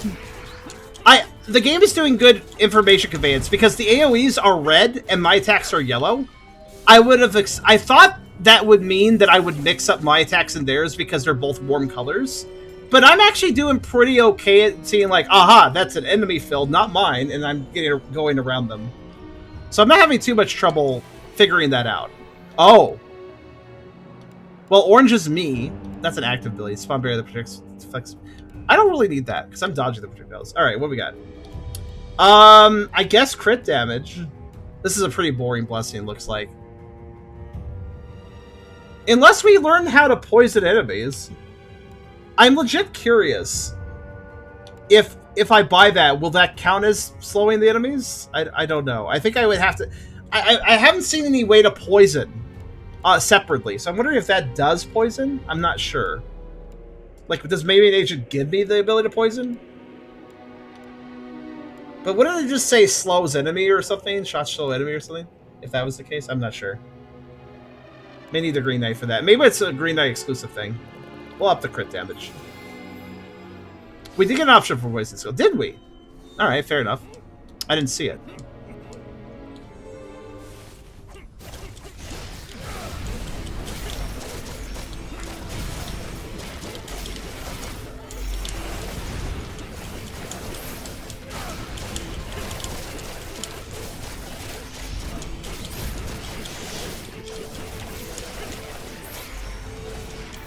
Oh, that was... Oh! I dodged into an attack, finally. Took me a while to do that. I was doing really well not doing that, actually. It's like, that's fine. There's like 5 potions behind me, so I'll just grab one later.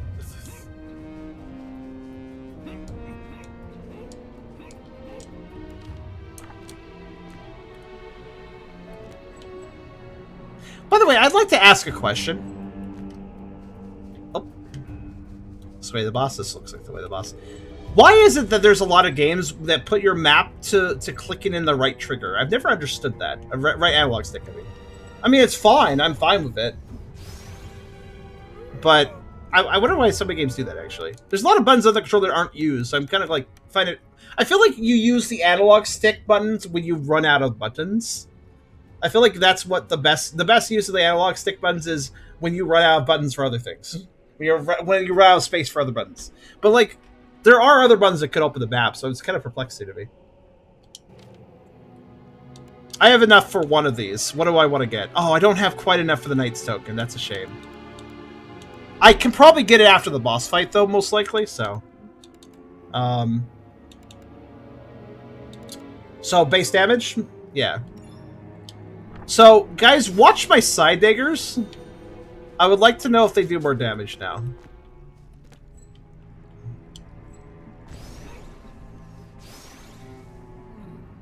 I hope they do. And the homing dagger, for that matter. I hope they all do more damage, thanks to that. Actually. Well, it does say the base damage is increased, so I assume so. The damage there under Sword Galahad, it was previously, what, 40? So, visual effects changed?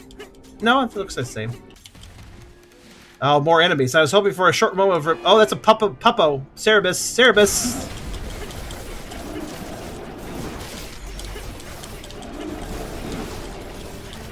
Okay, Cerebus, I see how you work.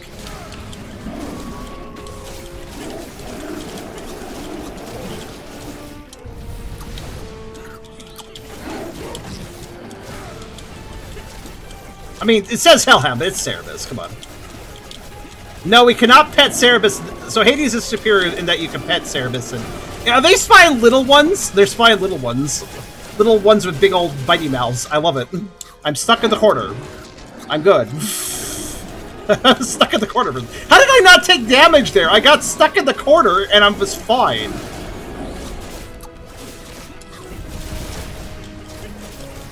I love the little ones. They're so derpy if you pay attention to them. Bye. Bye. See ya. With that out of the way, yeah, I just kind of brushed it out of the way, honestly. Puppers. Unfortunately, the puppers are not that strong.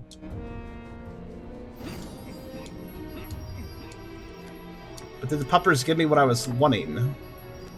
Yeah. No. Yes. They gave me just enough, actually.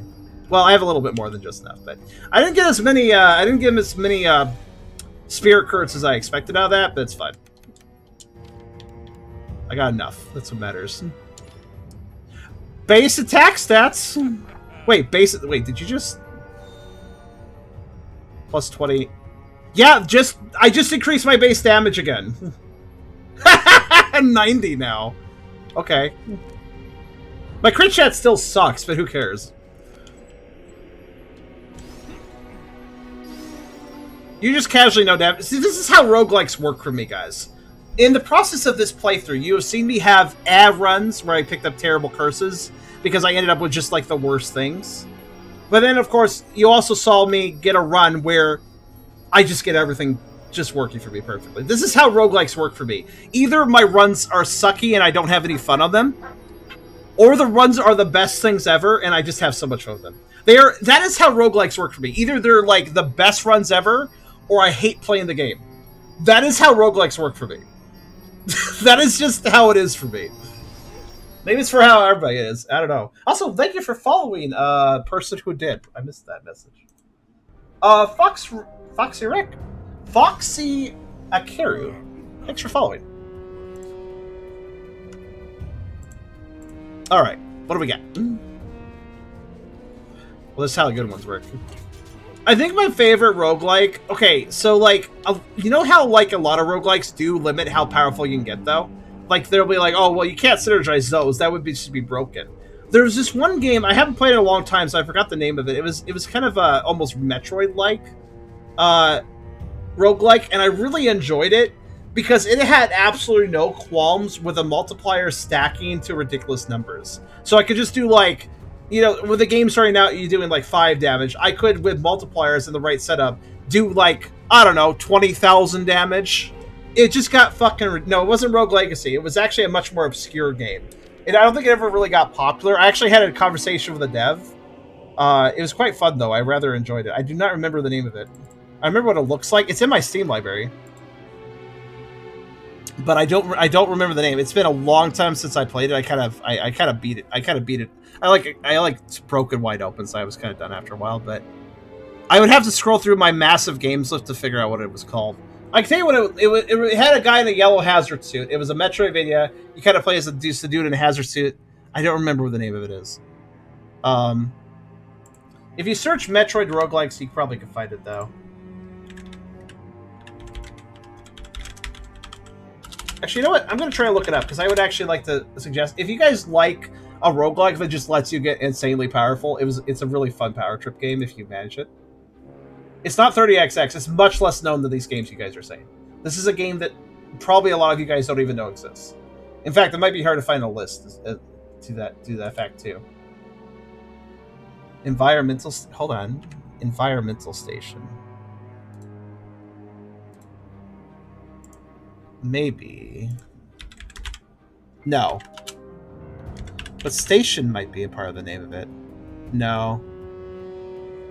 I honestly... It has a simple name. I think 2 words. I remember exactly what it looks like. I played the hell out of it. Wait.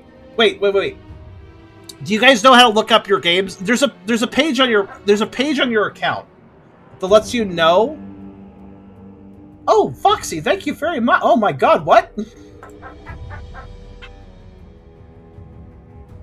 What the? I just got double rated. What? I wasn't expecting that. Oh no, hold on, wait. Your messages are fine. Wait, hold on. Attention all gays, we're confiscating your gay cards. Okay, Autobot is blocking all that. Will allow it, though. 1 second. This is a fine usage of gay. Autobot is like, you can't say the word gay, apparently. Autobot, will you stop being such a stick in the mud?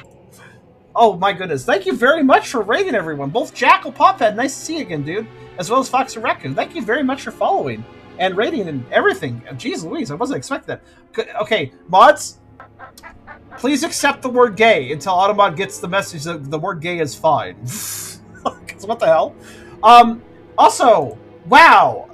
I don't think I've ever had 130 viewers before. Thank you so much for coming by. We're in the middle of doing a Howler for an hour. Though I am kind of extending to how long I play this game. This is where we play review keys for up to an hour each, but sometimes I go over that if I feel like it. And I feel like it today, so I'm doing that. We're playing a game called A Knight vs. Giant, which is a roguelike that recently released. It's quite good, and I'm picky with roguelikes, so... but currently I'm also trying to look something up in my Steam panel, so... But yeah, hello everybody. I hope you guys are doing well today. What are we supposed to do without our cards? Well, that's true. You lost your gay... You still got your straight cards if you want those. They didn't take those. You got your... Maybe, fortunately, I'm gender fluid and also bisexual, so I think I'm good. I have a few options. Steam should have an option to search by game take. I'm trying to remember how to search your Steam list. I'm going to search by hours played. I know that's a thing you can do. Oh, wait, here. I think I figured it out. Because I know I played a hell of a lot of it. so it should be up in the list. Let me go see if I can find it. Because I want to recommend this roguelike. Everybody ignored this roguelike. It released like years ago. Nobody played it. I loved it. It was one of those roguelikes you could just break open. Did not have any limitations on how powerful you get. It was just a good time. Let's see if I can remember what it was called by looking at my list here. Hold on. Weapon Hacker. It was called Weapon Hacker. And it's called that because there are so many fun ways you could modify your weapons. And that's the reason you could break the game open. If you modify your weapons certain ways, you could really do some crazy stuff. Weapon Hacker. Look up the game Weapon Hacker. It's quite good. Like I said, it never really reached the mark. Wow! Yeah, released June 8, 2020. Number of reviews, 23. That's it. It got so utterly ignored, and it doesn't deserve it. It was actually a very fun little time. So I heavily recommend that if you guys want a roguelike that isn't mainstream. Weapon Hacker. So... anyways, let's go back to this crazy run I'm having on this game. So, Knight vs. Giant, just started playing it today. We had 2 runs that were just kind of whatever, and then I'm on my 3rd run, and I could do this now. And it's working out for me. It's working out for me. Osmond's been taught that the raid message is fun. That's good, I'm glad. What's funny is that a fast-paced roguelike, I usually can't keep up with it, but I can definitely keep up with this game. This game's good. There's a good flow to it. Aside from some problems, it needs some balancing still, but, oh, it's a phoenix! I get it. I was like, why is a little firebird popping out an egg at the end? I get it. It's a phoenix. Gotta kill the phoenix twice. Makes sense. Alright, what do we got? Attack speed, that's good. Movement speed, that's good. Oh, poison puddle. Oh, on dash. I mean, that's... I'm staying away from the enemies, so that's not going to be that useful. Let's get the attack speed. Yes.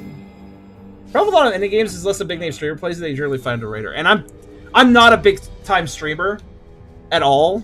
We're still trying to reach partner over here. I've been doing this for like 6 years, still trying to reach partner. How are you guys doing, actually? Since I had 2 streamers. By the way, Jackal and Fuck Satiric, are you guys like... did you guys plan that? Like the double raid? Because it kind of seems like you planned that, and I very much appreciate that. I appreciate going to that effort. But yeah, I'm kind of curious. Are you guys partners, or you planned it? That's awesome. So if you guys like, if you guys are you guys partners, or and if you are, how long did it take you guys to get there? Because it's just taking me forever, but I'm having a good time regardless. So whatever.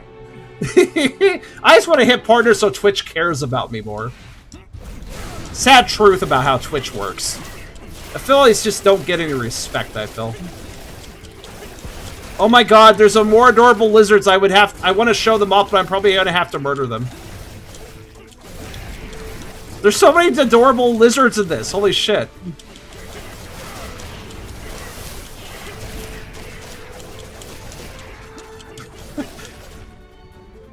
Get out of here. Ooh, a fire shield. Nice. I think that, I mean, raids always help. Thanks for coming by. And again, I guess I should kind of introduce myself. I'm Charm the Shadowx. I'm a furry streamer. I do variety streaming. Thank you so much, Crimson, for gifting out subs as well. Thank you so much for that. If you want to stick around, my thing is I do variety streaming for the most part. I focus on furry games. Sometimes you do really weird furry games like Vor and Fatfur stuff now and then. That's a nice little treat. People like those. But more or less, I just like to play whatever looks cool. Focusing towards animal games, but really just playing anything that looks interesting. I like to experiment and try out eclectic, weird games that other people haven't played too. So, like, I don't know, man. You never know what you're gonna get with me. I try to make it always interesting. Aside from that, right now I'm doing Howler for an hour today, which is where I get review keys and I play them for usually around an hour to give a first impressions review. Got a whole bunch of those. But also, I'm in the middle of doing the Sage 2023 showcase. If you guys know what Sage is, Sonic Amateur Games Expo. It happens every year. It's been happening since 2000. It's gone for 23 years. It's an event with originally for hosting Sonic fan games. Now it hosts all sorts of games, fan games, original games, mostly demos. It's a place for people to build hype for their games. It's pretty cool. I got 123 games to play for this year's Sage Showcase. It's a yearly tradition. Been doing it since 2018, and it's a good time. So we have a lot going on, actually. A lot of event stuff going on right now. The Sage stuff will probably take, like, all of October, so, if not a little further. Boris time! Let's do it. So, also, this game, by the way, this game here, kind of, it does take a few pages from Hades in that you're talking, there's, like, different, essentially, much like Hades has the different gods with different buffs for you, there's different Knights of the Round Table here helping you buff, because you're Arthur, and they're helping you buff, and they talk to you and stuff. So, it's got a few pages from Hades, but honestly, it's quite different from Hades as well. Let's see. Damage. Pierce. Okay, damage it is. Damage it is. God dang it, we have so much damage, and we have so many knives to do damage with. I'm fine with this. Oh, merchant. What we got? Well, the same things as before. I'm going to try to get that rum so, you know, we have more damage after dashing, because why not? Can't get it just yet, though. Gotta hold off on that. Look how the merchant's like, yes, this hostile volcano looks like a great place to have shop.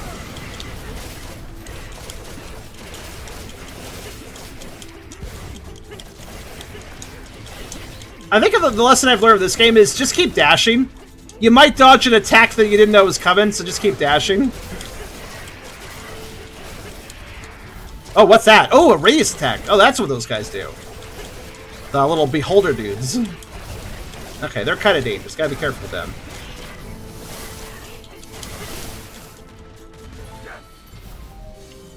Ooh.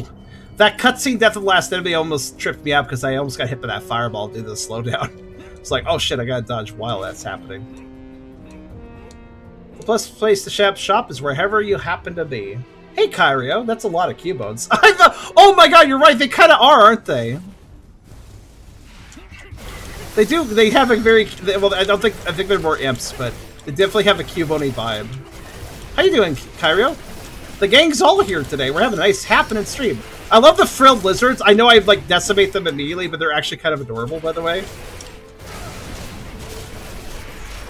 Oh, the fireballs are coming out of those... Oh, the lava geysers. Those are the traps of the area. They shoot out fireballs down then. Okay. Fair enough.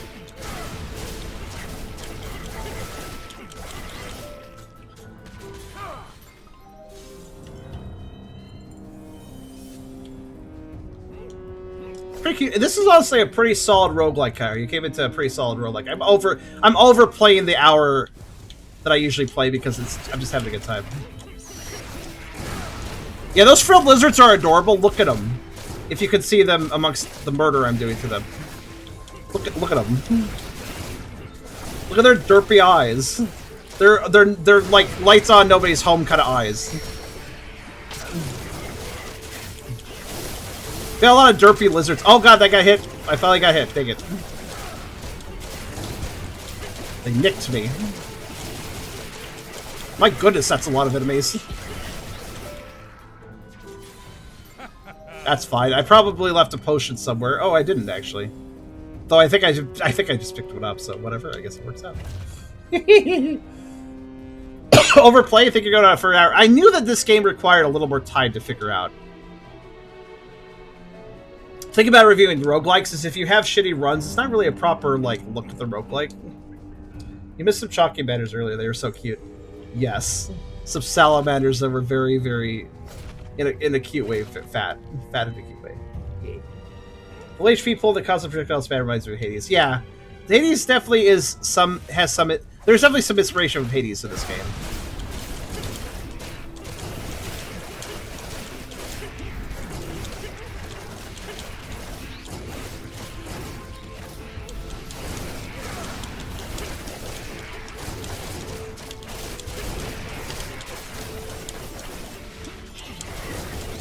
Though, I want to note, by the way, this is not a projectile-based game, typically. I'm just using projectiles because, well, it's one of the weapon choices. The basic weapon is melee. But I went with Sir... what's his name again? Yeah, Sir Gallihult's weapon, which is, I guess, a projectile, so, you know. And also, it started with just one... I want to point out that initial shot that goes right in front of me, that was the initial shot. All the other shots I've added onto with blessings. Okay, that's the boss area. Let's go over here. Also, I really appreciate the room teleporting and the fact that the traps turn off when you, Oh, really? Okay. I hope I can get enough to buy that. I don't think I can, because this is not about a battle room. Oh, well. No room for me, unfortunately. Guess I missed a room. Oh, I did miss a room.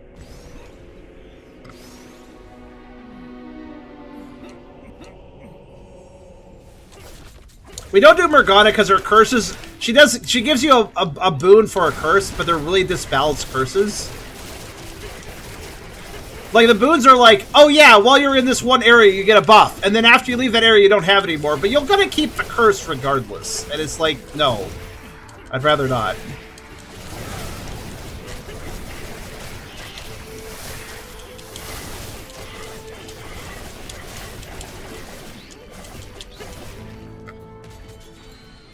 Good news, I got enough. Alright, what are we doing?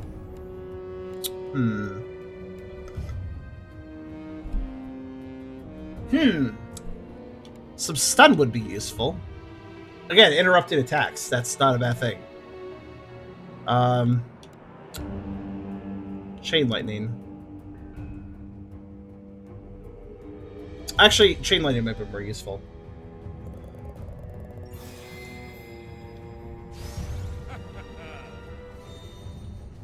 Because it says 10% for base damage, which isn't, 10% for base damage. Well, we've raised the base damage a fair bit, right? So, that's still pretty good. And it also means more spam of, like, just stuff to hit enemies with. So. Alright, let's go buy the rum.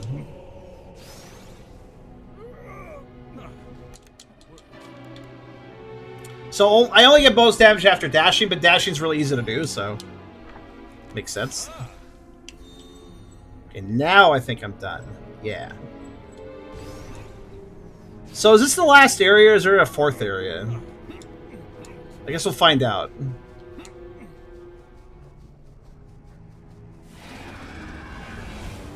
Fuck, okay, hi Satan, how you doing? The devil himself, come for the scorching bell of the earth. Come forth! Oh shit. Whoa, whoa, hold on a minute. I didn't even get time. Jeez.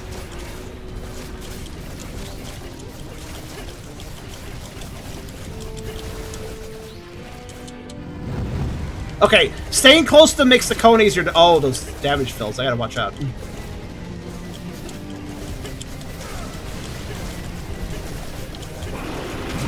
What the fuck? Oh god. Oh no. Oh fuck. Oh god. Okay, wait. I thought I had to stay close to him, but then he punished me for staying close to him. Alright. Okay, alright, this is a little... Okay, whoa. Okay. The fucking... Damage disbalance... Oh my god, okay. What the hell? I think I'm gonna lose this one, actually, unfortunately. This guy is kind of unreasonable. Wait, okay, I think I understand. There's moments where I can attack safer.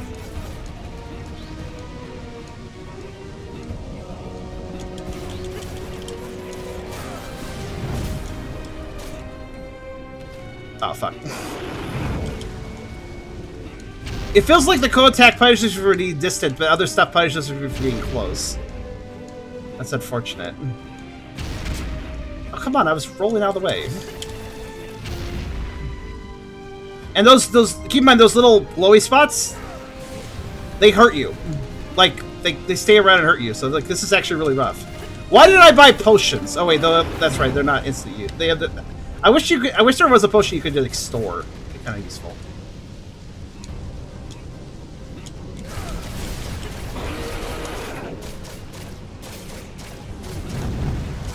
Wait, how did I dodge that? Okay, you know what? Not gonna look against horse in the mouth. He's flying. Why is he flying? Wait, okay. I'm gonna stay my distance to kind of learn. Was that radius off for anybody else? I think that radius was completely off. I can't see my character, so it's hard to dodge things when you can't see your character. Alright.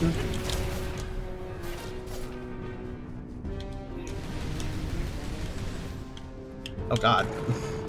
Yeah, the camera's kind of fucking me over a little bit. Oh fuck. Sir, could you not be airborne like every moment of your life? I don't think I have a choice. Wait, how am I do not understand how I'm dodging that cone. I mean, I'm glad I am, but I don't understand. This cone is weird.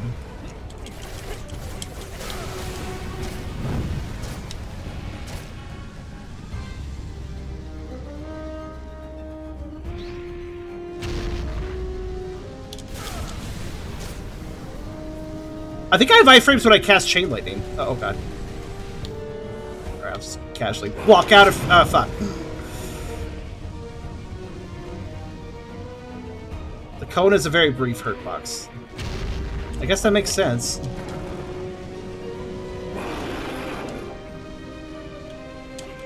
Sir.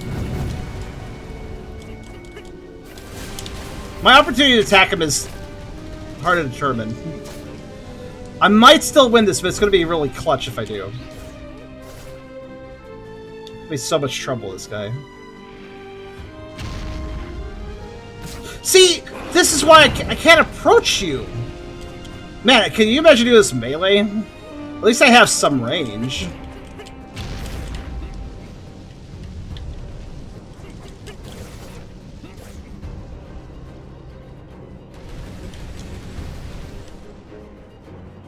Casually walk out of the way of that.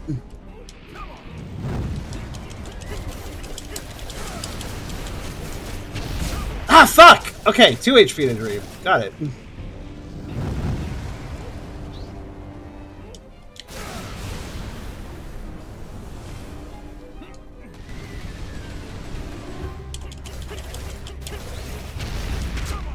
Okay. Yeah, I don't like this guy. I don't like this fight.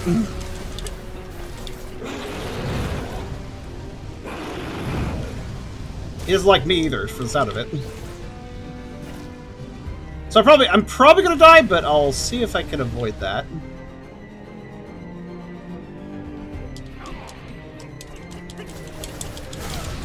Too close, get away!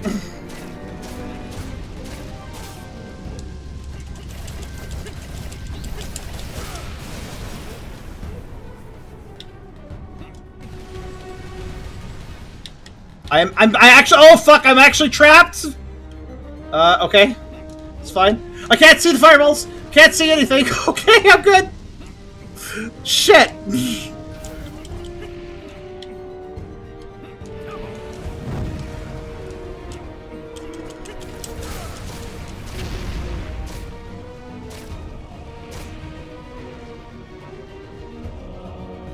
I probably could beat this guy on a second try now that I know how he works, but...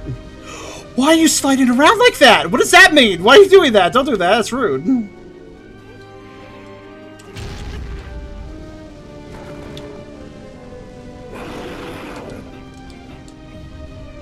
Sir. I just like you to know that I hate your... you actually feel really weird and inconsistent with how you attack, and I don't like it. I am so lucky I'm going to dodge the cone. Okay.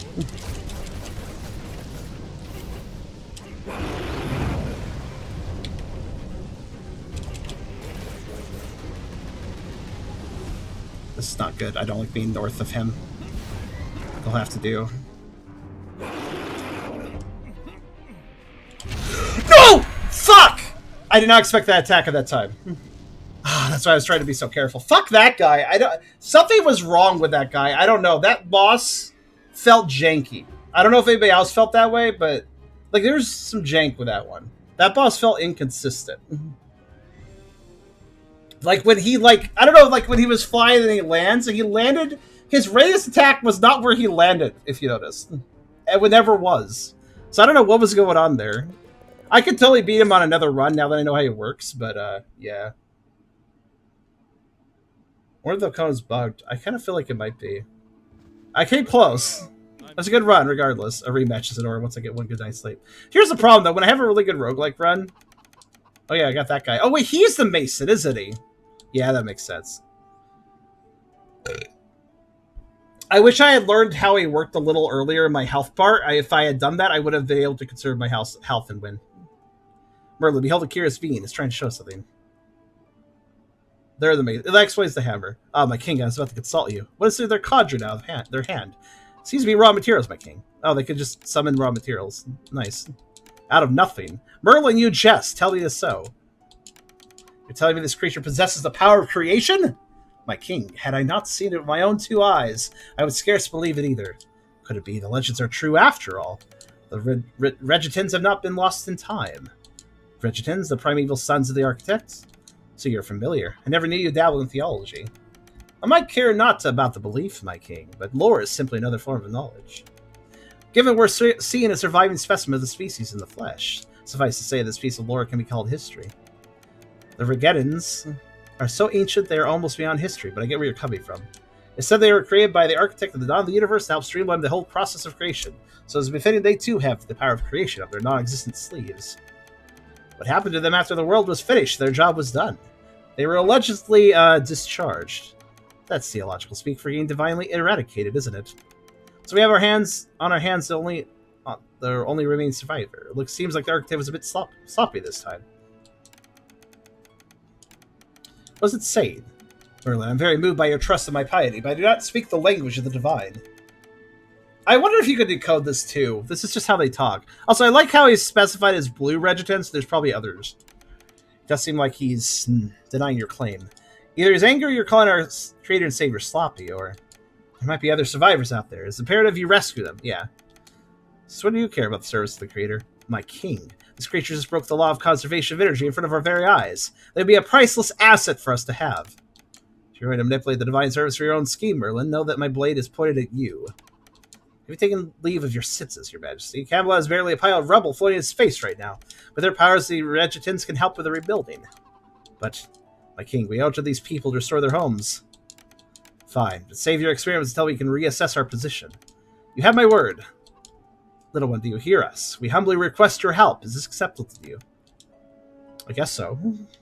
That creature be speaking IP address. Oh, that's what they're doing. They're just doxing people randomly. Okay, so this is how we fix stuff. Sensible enough. And I should have a lot of upgrades, right? A lot of upgrade materials, right? Out of curiosity. Yeah. Okay, there are indeed more questions. So let's see. I met the Desert Giant. So I met the Desert Giant. I hope you conveyed my greetings. Sorry, I was too busy cracking its skull. It was a much harder skull than the one in Broken Forest. The physical aspect looks completely different, isn't it? Looks like it evolved to adapt to the harsh, dry climate of the Sriracha Desert. I wonder how different its physiology would be. If only I could approach and dissect it. Don't start getting ideas now. We're screwed, Merlin. Why so, your majesty? The only area left to explore is the Sode volcano. I don't know how to say the word. Right, you're screwed. Me, I'm here in this very much magma-free yard. Of course, wholeheartedly cheered for you from here, far away. Oh, I hate you. Okay. Sweet heat? Fair enough. Alright, let's see what we can do with this. Insufficient builders, so you need more of them. Actually, there's awfully a lot... Wait, holy shit, are these all buildings? Are these all separate buildings? Hold on. I mean, some of them are just basic houses and bridges. But still, that's a lot of fucking buildings. That's a lot of fucking buildings. Holy shit. That's a kingdom. So we can use my fortune of coins to do different things. So... Like, does this, like, do something for me? Or are they just decoration? Alright, let's do this one first.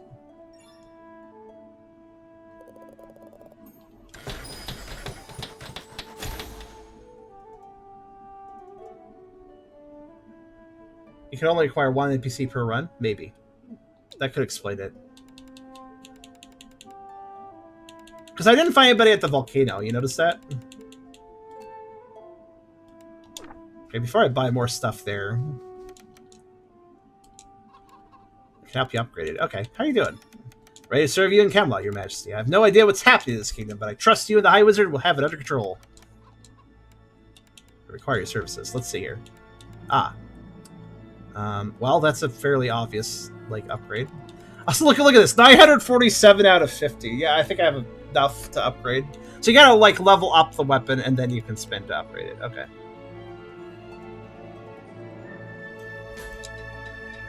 I do like how we almost killed Satan with no weapon upgrades. That's kind of good. So I can get 2 upgrades. Giving me extra 10 damage. If I had more money, I could definitely upgrade further. We have more than enough experience. But it does get pretty expensive, yeah. Like, gold is a little hard to come by, so... Well, there's 10 extra damage. What I'd like to figure out is it like... Obviously, the debris stuff is important to deal with, because that lets us access areas. But I'm wondering if, like... Is this important? Like, the center wall, central plaza, etc.? I wonder if these are valuable, or... They're in a separate category, so I'm wondering if that's just... It probably ups kingdom level, though. You did fantastically, I'll keep saying. Thank you for that. I say it's a good good preview of the game, then. Well, I can buy one thing. So I guess I'll get the Citra Plaza. Upgraded. Okay. Oh, I see. It'll make it look less shitty. Alright, let's do it.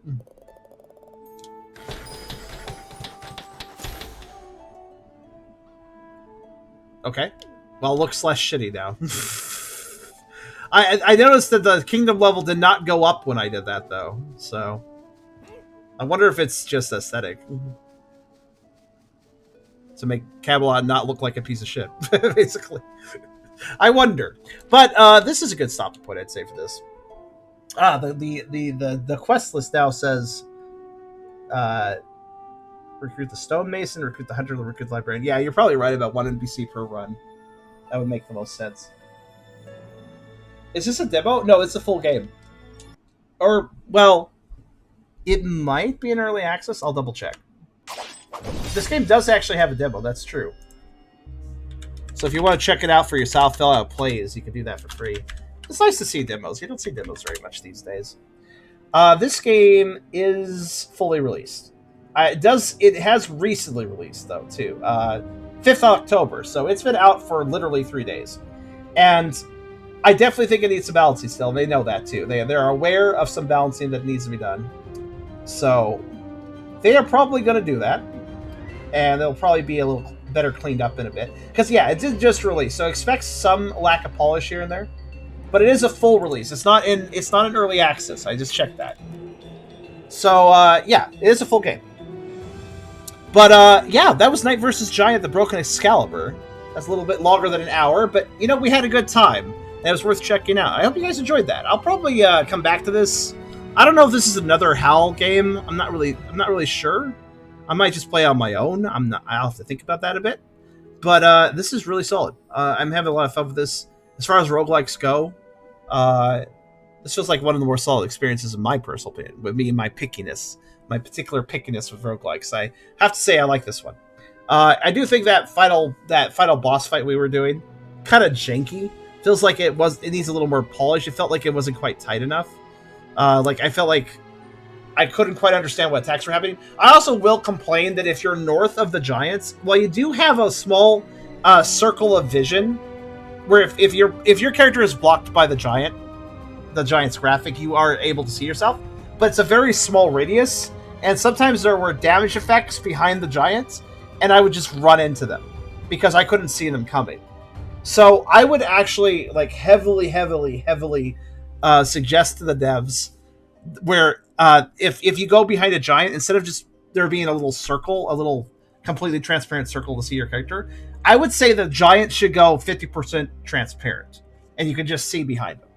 That would honestly be superior, in my opinion, way better for visibility, because those fights are quite doable unless you end up to their north, at which point you have an unfair disadvantage of visibility.